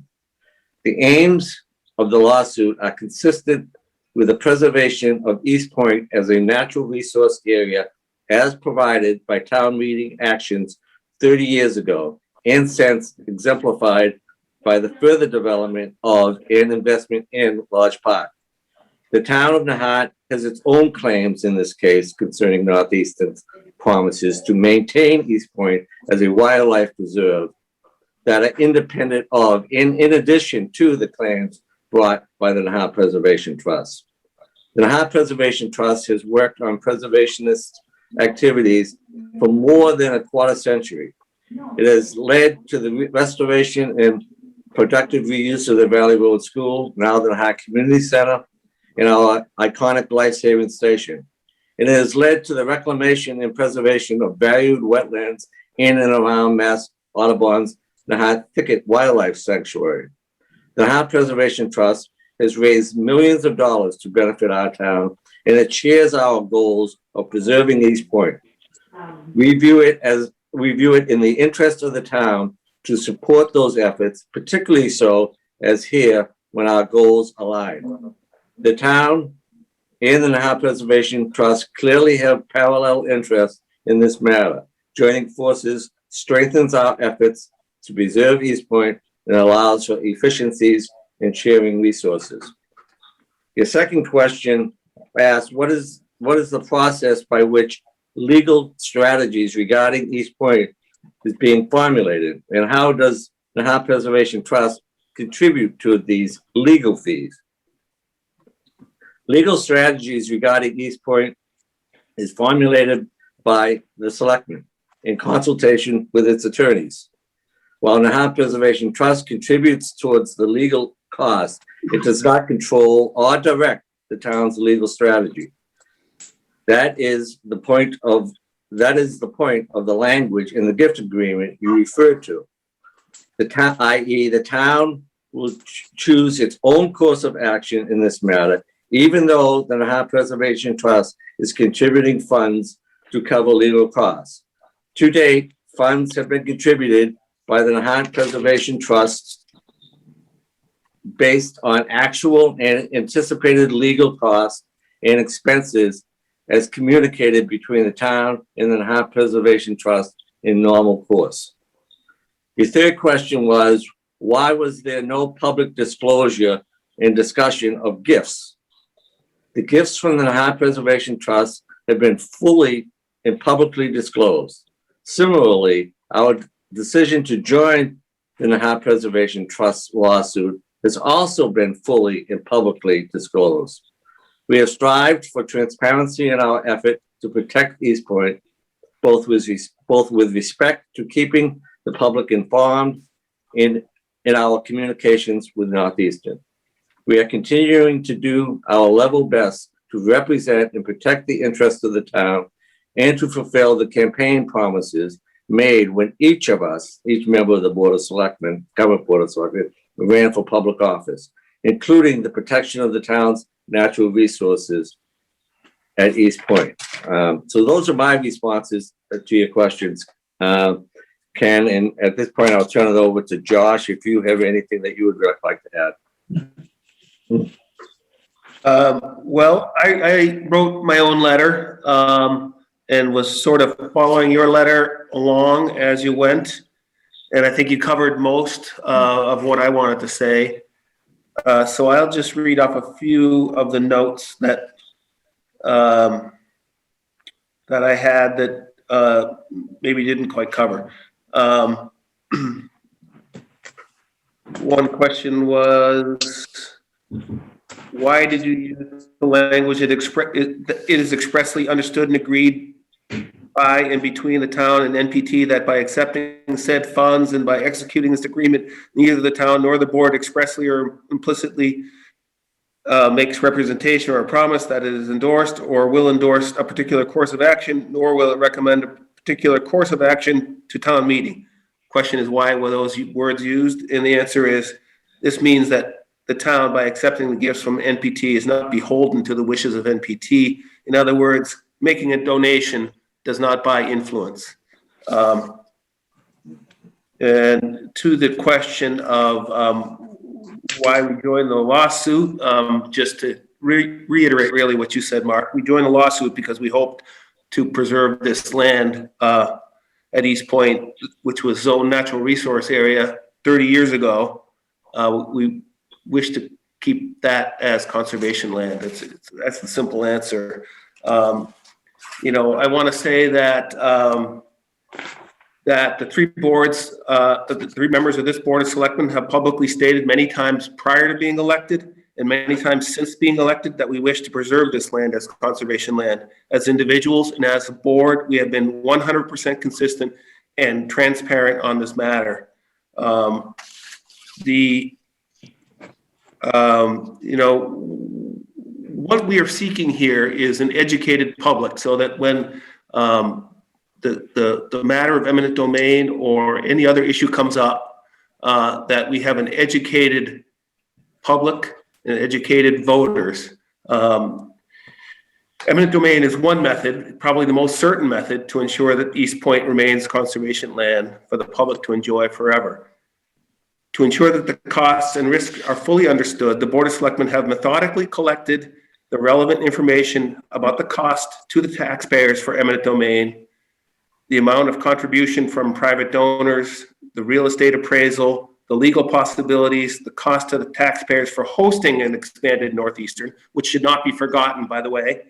For full transparency, we've created a web page where we post every one of these documents. They're all publicly shared on the Nahant.org web page. That, to me, is the definition of full transparency.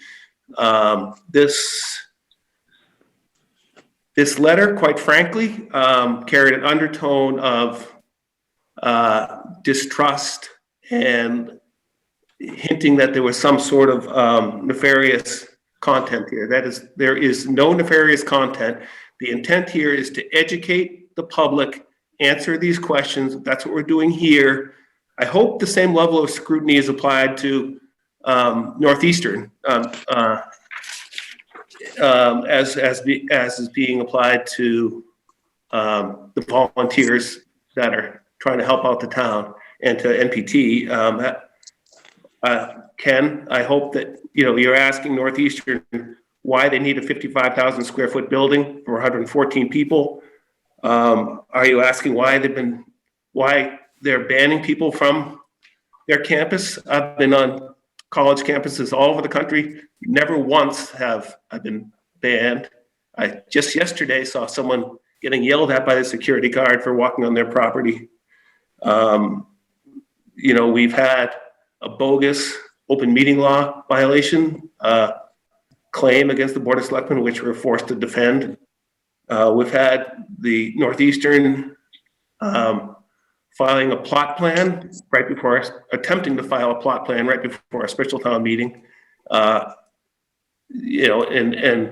we're told straight to our face, we just felt like filing a plot plan. We've had Northeastern calling the Attorney General's office after that special town meeting trying to interfere, in my opinion, with the democratic process. So I hope the same level of scrutiny is being applied to Northeastern. I also want to say about Nahant Preservation Trust, every time we drive by the Coast Guard station and see the veterans, raising the flag or having an event or a wedding taking place or a birthday party, I don't think very many of us think, I wish that was a peeling, dilapidated, boarded up building. So I think we certainly have Nahant Preservation Trust to be grateful for that. Same thing with Valley Road School. We go into the Nahant Historical Society with their beautiful displays, or go to lectures there or exercise classes. And I don't think many of us think, boy, I wish this was 2 more houses and there was no place for the Historical Society to be housed. So the NPT has contributed millions of dollars to this town over the last 25 years. They've always come through on their promise. And I, for one, am grateful for the donations and contributions they've made to this town. So I hope you got all your answers.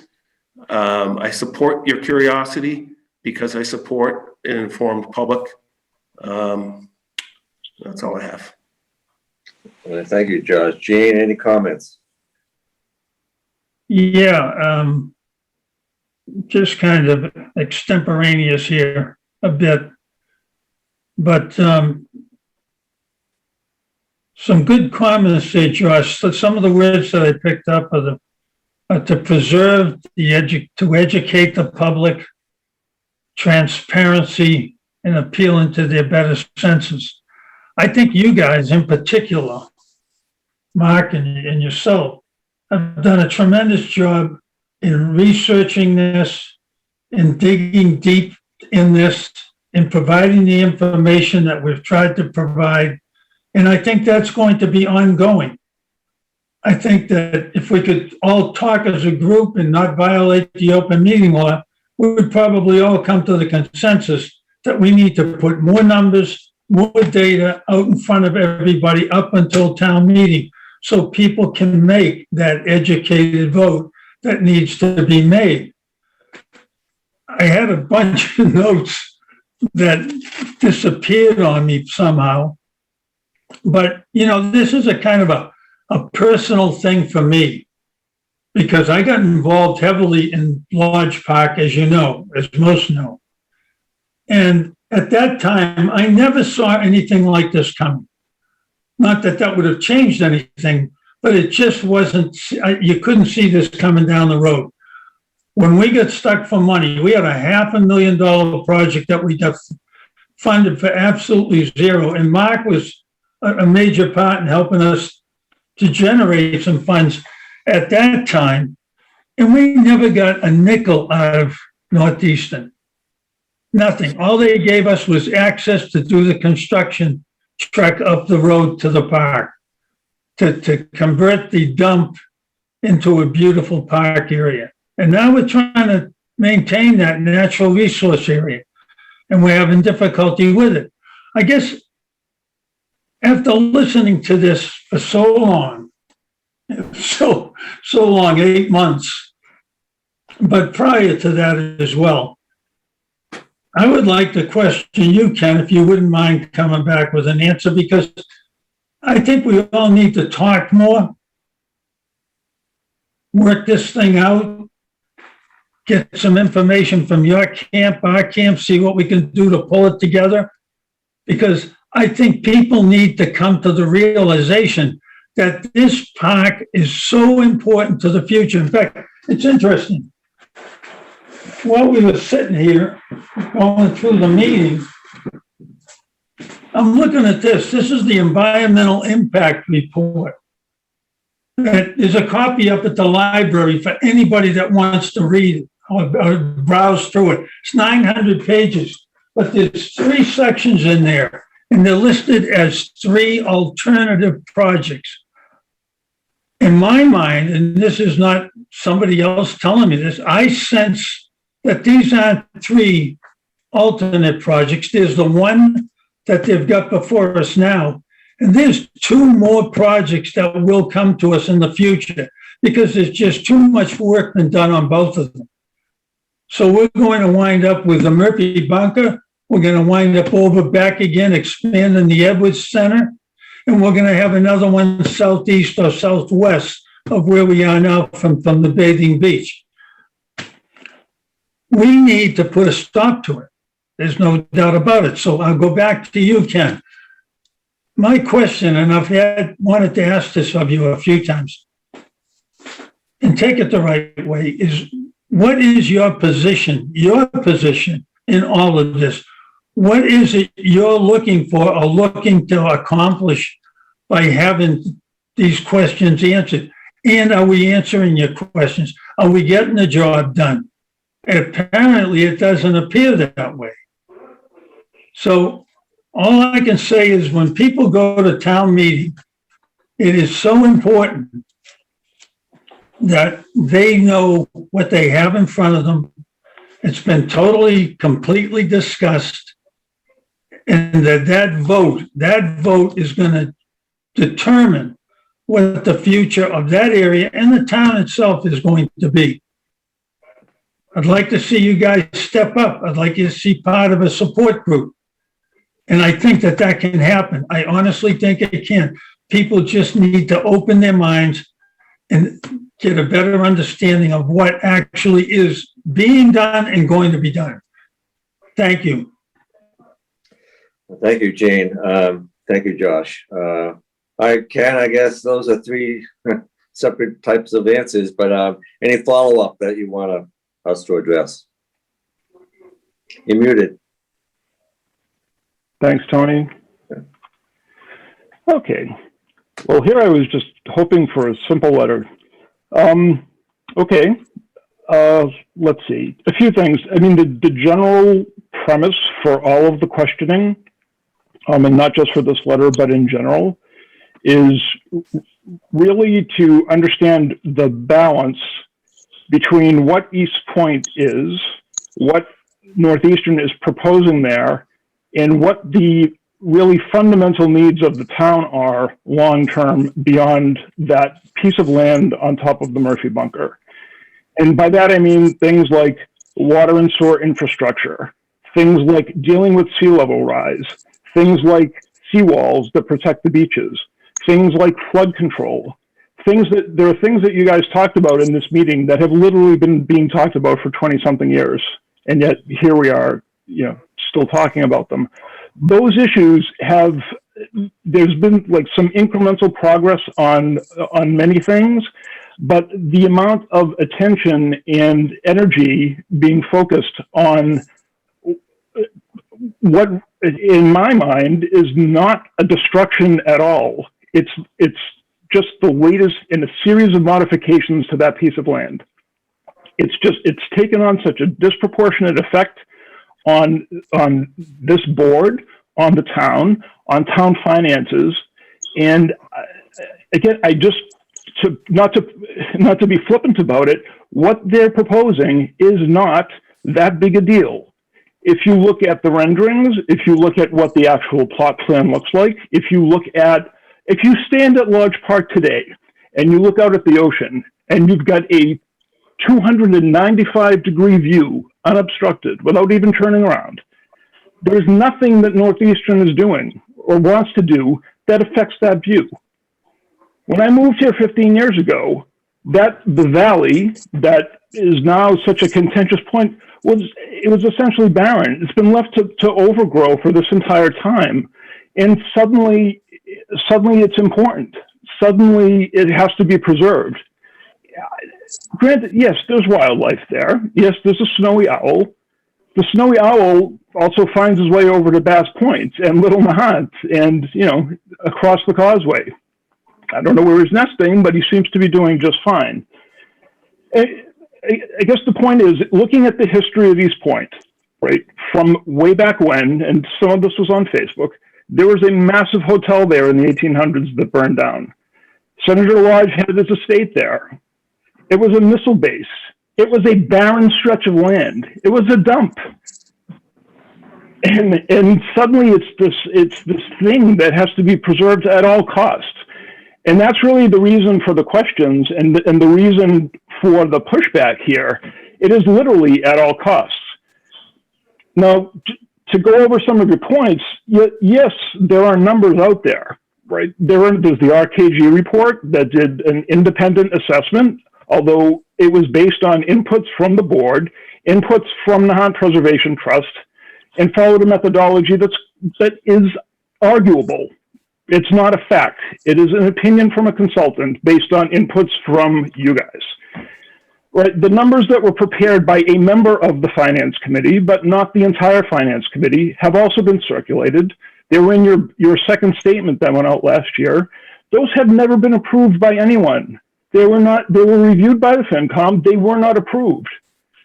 So to say that there are numbers out there, yes, there are numbers out there that are confusing the hell out of people because they're not vetted, they're not discussed, they're put forth as reality. So, in terms of, again, the disproportionate effect on the town, what the actual impact on Lodge Park, which isn't even part of this, is, and honestly, as a property owner, this is a horrible example. Why wasn't Peter Regal's property taken by eminent domain and a new park created there? Why wasn't it turned into low-income housing? Why is it that the Valley Road School has a great museum with the Nahant Historical Society? I love their stuff. They do amazing work. That building, and Mark, you well know this, that building could be housing a bunch of seniors. It could have been turned into condos. And those are ludicrous comparisons. Why? That's not the way that's going to work, or that's the way it's going to go. Are you saying that my contention that they're not going to do, or that they are going to build, is wrong? With all due respect, Mr. Canty, I believe you are misinterpreting that filing, which this board reviewed, which Mr. Mussman, who I'm pointing down at the lower part of the screen here, had input to. Those were three different alternatives.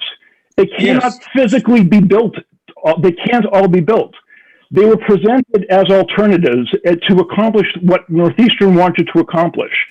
They selected one based on a disastrous meeting that they totally screwed up and just scared the hell out of everybody with back in 2018.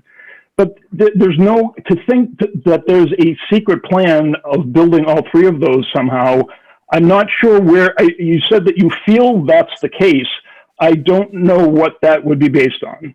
So if this were to go forward, do you feel confident that they would provide a conservation restriction? They have put in writing that they will do that at no cost to the town. They've done so in public mailings and public statements. All right, so can I say a couple things here? Sure. First of all, Ken, we are capable of multitasking. We are not ignoring everything else in town at the expense of this.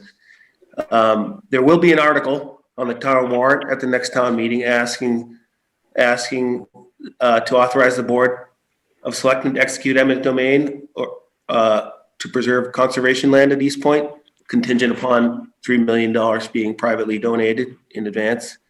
If you believe there's value in conservation land for all to enjoy, or if you believe that Nahant's negotiation or mediation position is strengthened by having more leverage, then vote yes. If you think Nahant is better off with less conservation land and development of a natural resource area, an area that was designated 30 years ago as a natural resource area, then vote no. It's that simple. So, Josh, was what you were just doing advocating or educating? I'm telling you what the choices are. Okay. Fair enough. Okay. I tried to get some of Mark's points down to follow up on. One of the things in terms of the warrant article, Josh, that you mentioned, the warrant article will include, as it's currently written, it's completely open-ended. Mark pointed out a couple of meetings ago that that's placeholder language. Will the warrant article include some documentation of the funding? Is there going to be a gift letter? Is there going to be some sort of actual pledge that's enforceable for the gifts? Is there going to be a plan to make up the difference between a pro tanto amount that is higher than your estimate in what the gifts may be that CPC can't cover? Is none of that, all of this was asked last year when it was coming up town meeting and not answered then. Will those questions be answered? I can answer that. The answer is yes on all of them. Great. Okay. Let me just, if there were a compelling, convincing case that this was a lower risk option for the town, but I don't really care if Northeastern builds there or not. It's not about being pro Northeastern. It's about putting the town at risk for what honestly is more of a crusade, it appears, than, an actual project. Let me just say this, Ken. There's probably no one in this Zoom meeting today that understands the town's fiduciary position better than I do. I would not be putting this before the town if I thought for 1 second that we are going to be at a disadvantage or we wouldn't be able to fill our obligation without breaking the bank. That's not going to happen. So just for example, if the eminent domain happens, you go to court and the pro tanto amount is $10 million. You've got $3 million in gifts. It's $1 million or plus 1.2, 1 point whatever from CPC, assuming that continues indefinitely. Where does the rest of that come from? You will see over the next week or two the process that the Board of Selectmen will be recommending to town meeting that will ensure those uncertainties will be met. Okay, will you be able to confidently say that there will never be a need for a debt exclusion or a tax increase to cover that gap that I mentioned? If there is, it will be a decision made by the town. Okay, guess I'll have to see what the article looks like. I forget who it was, referred to a bogus open meeting law claim. I guess, I don't know the details of that, but until it's actually resolved, I guess it's an opinion that it's bogus. Let's see. Okay, so if my real question, Ken, was, are you challenging only us that are volunteering to help the town, or do you and assume everything Northeastern says is fact, or no? Okay, good. No, and as someone who's volunteered on 3 different committees, including the FinCom for 4 years, I am well aware of the burden of being a volunteer in a very thankless job. So anyway, yes, I am questioning, and I guess the level of rigor and that I'm seeing, or we, not just myself, but the others who signed and the others in town who are not in favor of this. There seems to be a lot more detail and a lot more answers, presented than around this eminent domain plan. As I said, it's been very frustrating asking these questions for over a year. Mark, if there are answers coming, that'll be great. But right now, we're promising this, don't worry about it, everything's taken care of, versus here's a very concrete plan and an offer to the town of $6 million and a conservation easement. I don't understand why that is such an unacceptable alternative. If eminent domain were free, if it were lower risk, if it didn't take all that it's taking, that'd be a different balance. But I'm not sure what we're fighting to the death for here. Northeastern's position of issuing a conservation restriction after they built everything they want to build falls on deaf. Okay, and again, I'm not going to do the public information session for Northeastern that they should be doing, but what they intend to build, as I understand and see the plans, is on top of the Murphy bunker. it's about 15,000 square feet that is visible above the bunker. That's actually, and what they're building is actually lower than the trees that are up there now. It's not even going to, it'll be visible during construction, yes. It'll take a little while for stuff to grow back, yes. Who's going to see it? It's not this concept, and this, honestly, and this is where I get frustrated, because it's a misrepresentation to say that they want to put 55,000 square feet on top of the bunker. That's just a misrepresent. That's not what the plan says. That's not what they're asking for. So We haven't seen a detailed plan. We haven't seen a detailed plan, have you? That's what it sounds There's like. a 400-page one, Mark, that you've seen. They just sent one out of the mail. I see a 125 car parking lot. I see a geothermal well field that's about 2 or 3 acres. I see a lot of destruction of the environment up there. That's what I see. Okay, and the geothermal wells, after they're dug, what is the impact there? The grass grows around them? No, they have to be maintained. Okay, kind of like the missiles. And again, if the board has some different proposition as to where they can build it, if the parking lots are going to be an issue, and you're telling them, well, don't build it there, build it somewhere else, you've already excluded all of the possibilities. I don't believe we have. And Northeastern refuses to negotiate with us, in spite of the fact that the Superior Court judge asked them to do that, or suggested they do that. They still haven't gotten back to us. And they just refuse to do anything other than what they want to do. They're not negotiating with the town. They don't care about the town's needs and interests. If they did, they would be talking to us. They're not. Ken, have you had meetings with Northeastern? Have I had meetings with Northeastern? Yes. I have talked to Jeff Trussell, yes. That said, I don't care if Northeastern builds it or not. That's not what this is about.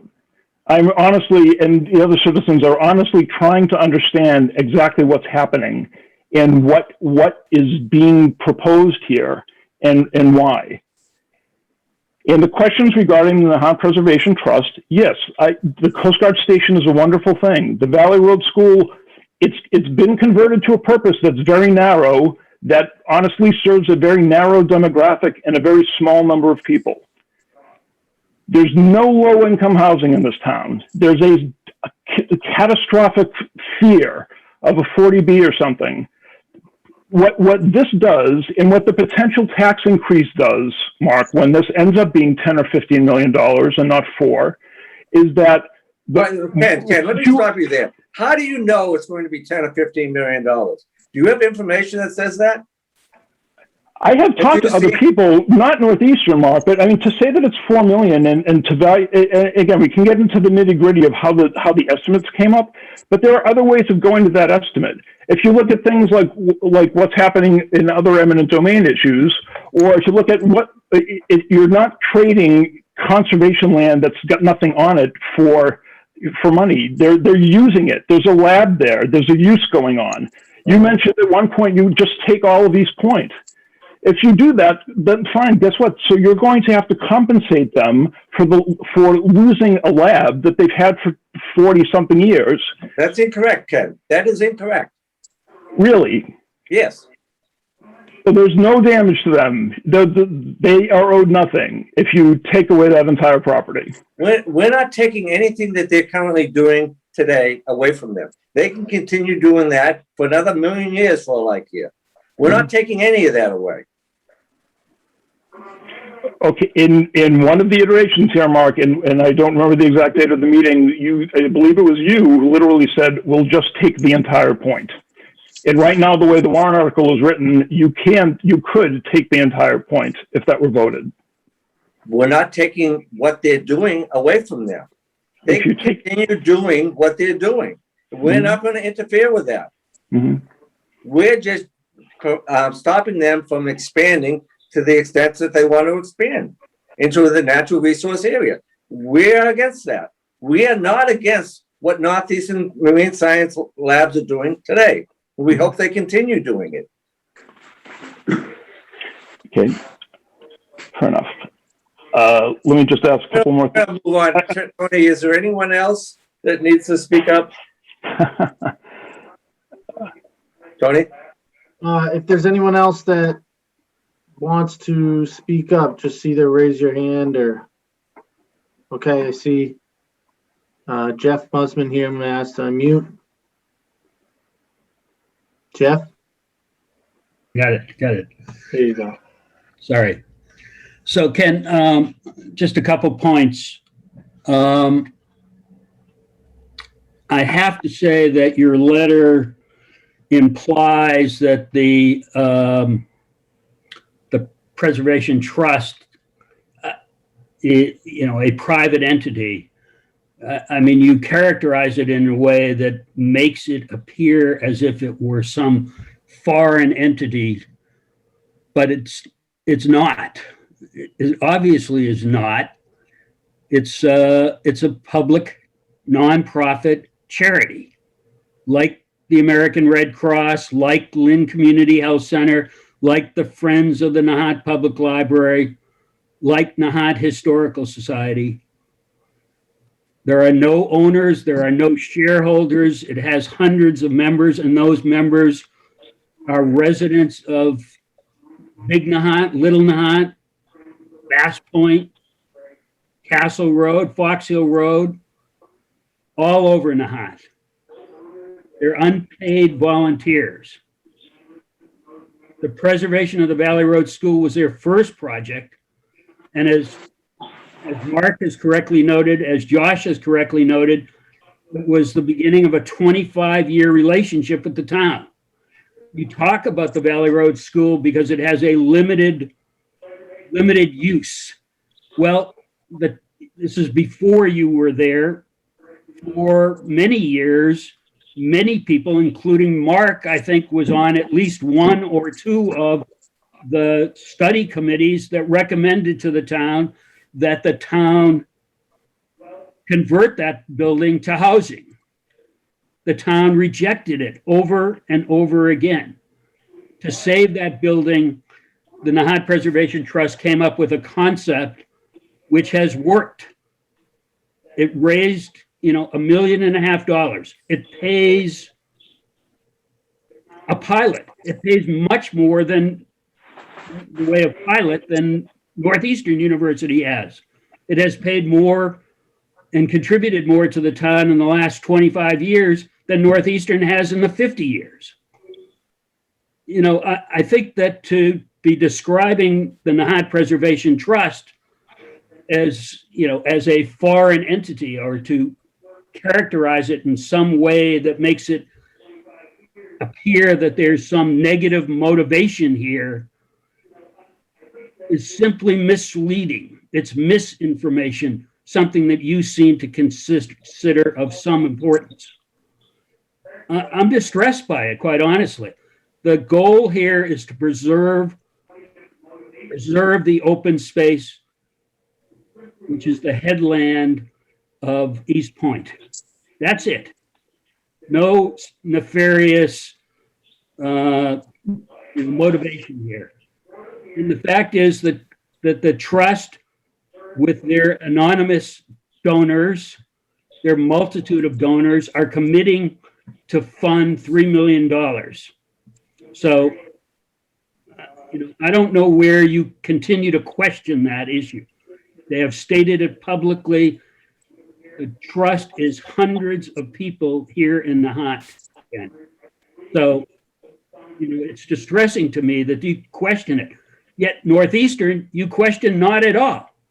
I mean, to build this 55,000 square foot building, they will tear down, they will strip the battery. We're talking another 50 years between now and when the growth returns. It's frustrating to me, Ken, quite honestly. So, enough. I'm done. Is there anyone else that would like to speak? I don't have anybody, you can either write your name in the chat and then I'll unmute you, or if you want to just wave your hands, happy to do that too. I don't have anyone else, Mr. Chairman. I don't, I saw Ken's hand raised in there. I can go back to Ken. Sure, go ahead. Ken, go ahead and unmute. Thank you. Just to answer Mr. Mussman here, the nefarious, I think, is too strong a word. I think my and our, again, the other citizens who signed this letter and others are concerned that a lawsuit that began against a private entity, the Nahant Preservation Trusts, and one that actually named some individuals, which I'm sure is very distressing to those individuals, was joined by the town. So when it appears that when Nahant Preservation Trust was not going to be able to succeed in what it wanted to do, it basically got the town to throw its weight as a legal entity into the lawsuit that the town originally had nothing to do with. That's distressing. As far as the gifts being publicly stated, and Jeff didn't say this was somebody else, where there was one that was publicly stated, it was given as a check at the beginning. Mark, you were celebratory in that meeting. It took multiple public records requests to get the information that's in this letter. These are not listed in any detail in any meeting minutes. So, and the gift letter that went into effect in April that says you don't have to approve these individually anymore, that the money can just flow. Dan Script said, well, just file a public records request. There was a verbal agreement then to just go ahead and, yes, you would mention them in these meetings if they came up again, but that hadn't happened. Yeah. So it's not a matter of being nefarious. It's a matter of like what's the priority here, and who is actually being represented. Yeah, Ken, I'm going to jump in here for a minute. I mean, I think your premise is you stated that at the point when the Nahant Preservation Trust knew they were going to lose the case, they joined with the town joined with them. That's not the case at all.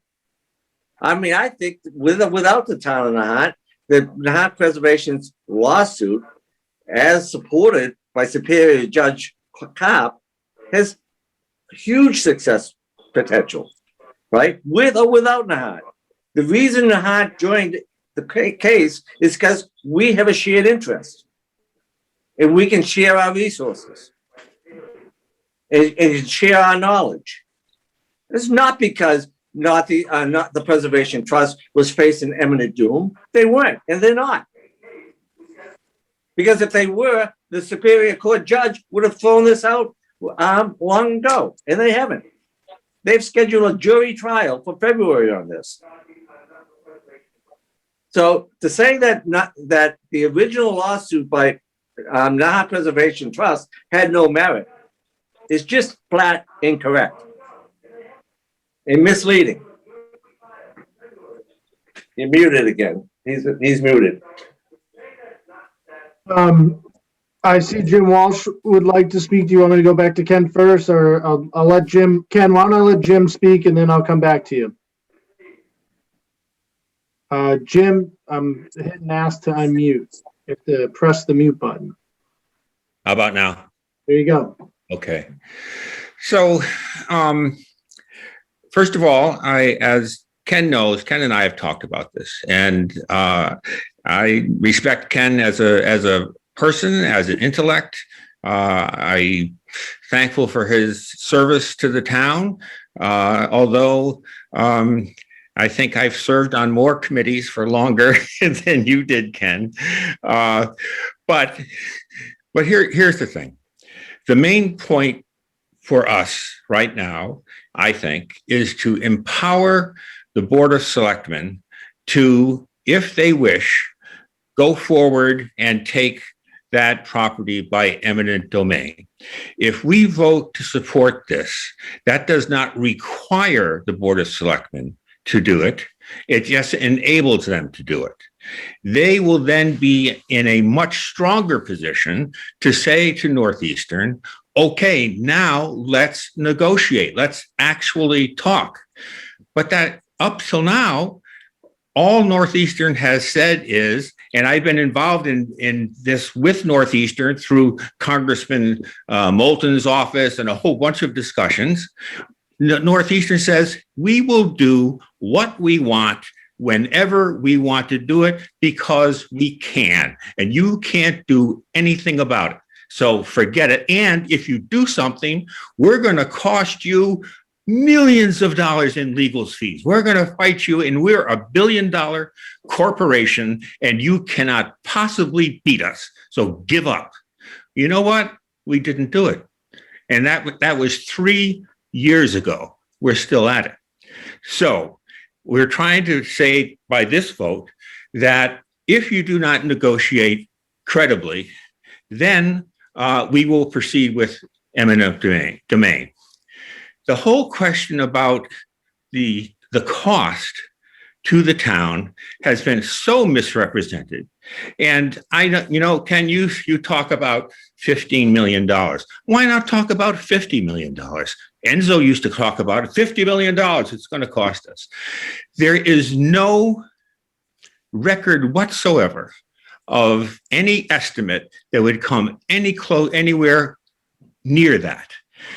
The judge who will ultimately decide what the value was will have to go not on some far out opinion.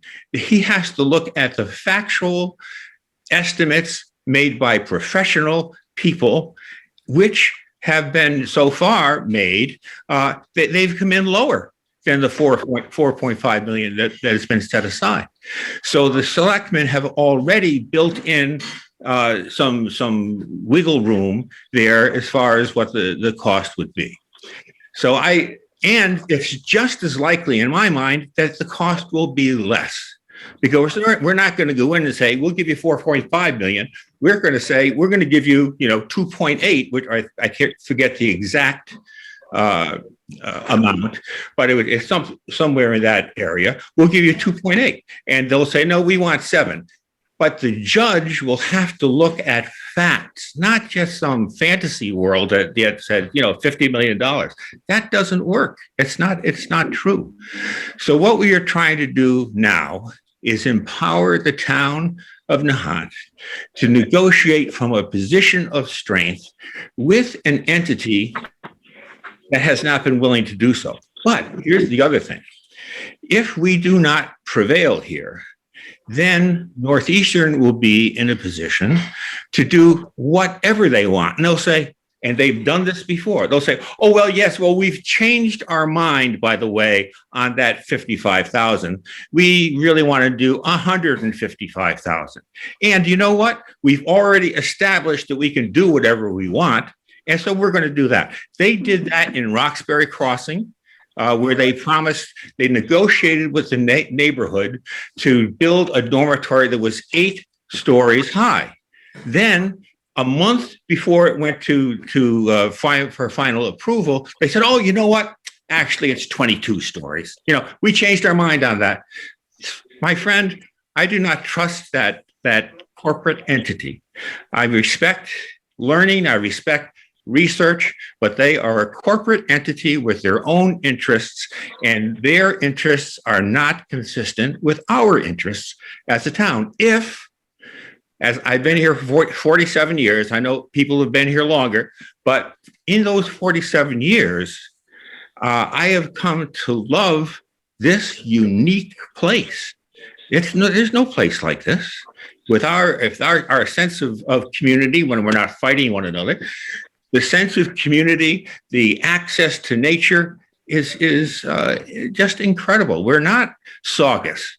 We're not. We are different than that, and we have to protect it. And if we don't, we are in trouble, I think, as a community. So I'll let it go at that. Thank you. All right. While we move on, Josh or Gene, anything else to say? No, I think I got my answer.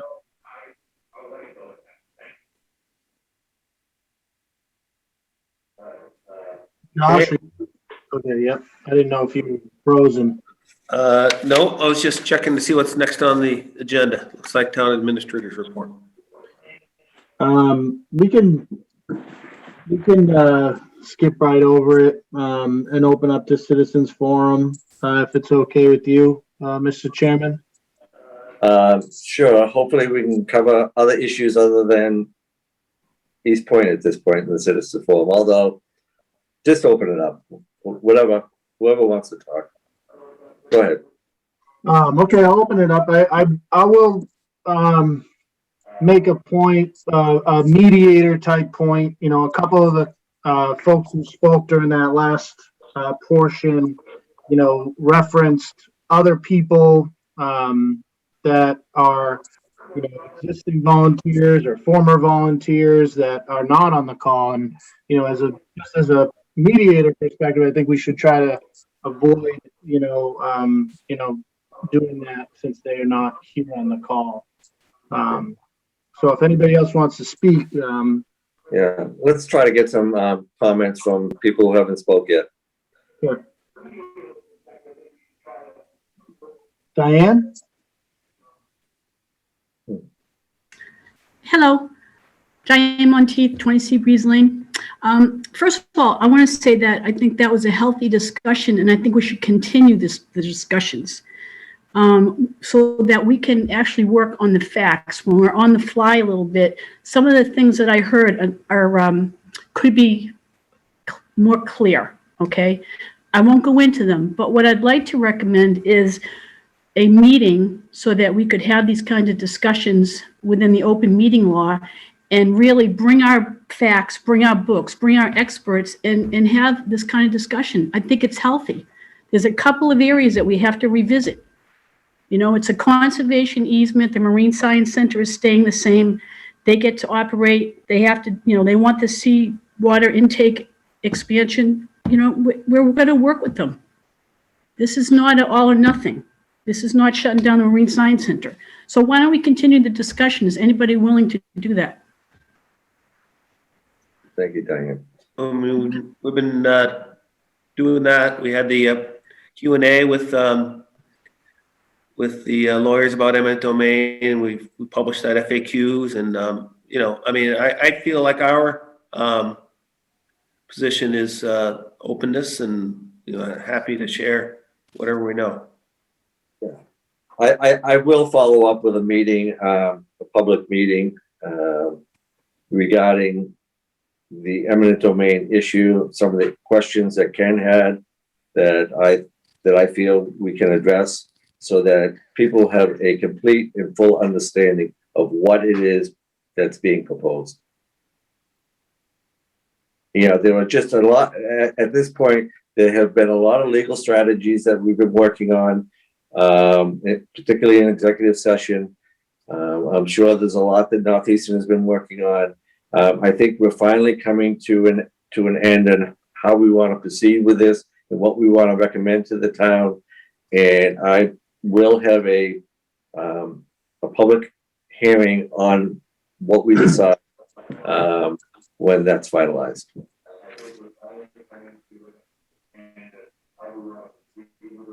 If there's anyone else that wants to speak during citizens forum, like I said, if you either want to wave your hands around if you're on video or write in the chat, I'll unmute you.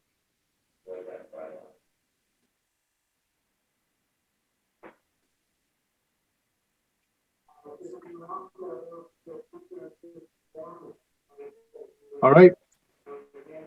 Okay. All right. Well, thanks everybody for participating. Let's see. We're going to be going into executive session tonight. we're not returning to regular session.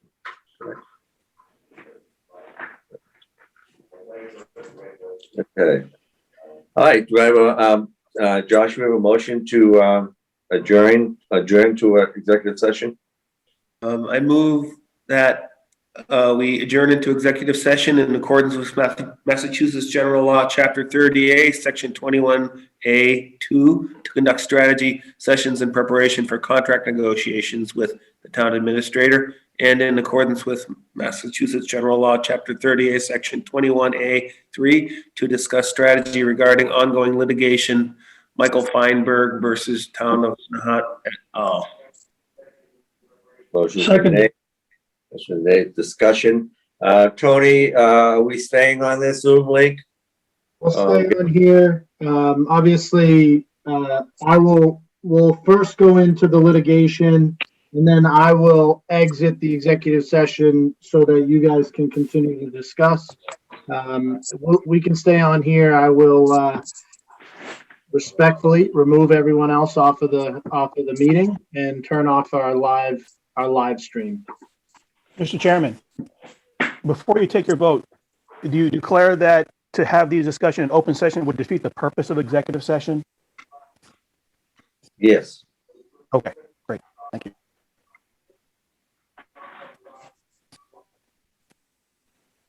All in favor? Josh Antrim, aye. Jane Canty, aye. Mark Cullen and I. I thanks everybody for joining us tonight. Hey, Tony, Appreciate it. Greg is on the line too, so I let's keep see him him. on. I see him. Okay, great. Thanks. Oh, Hold on one second here.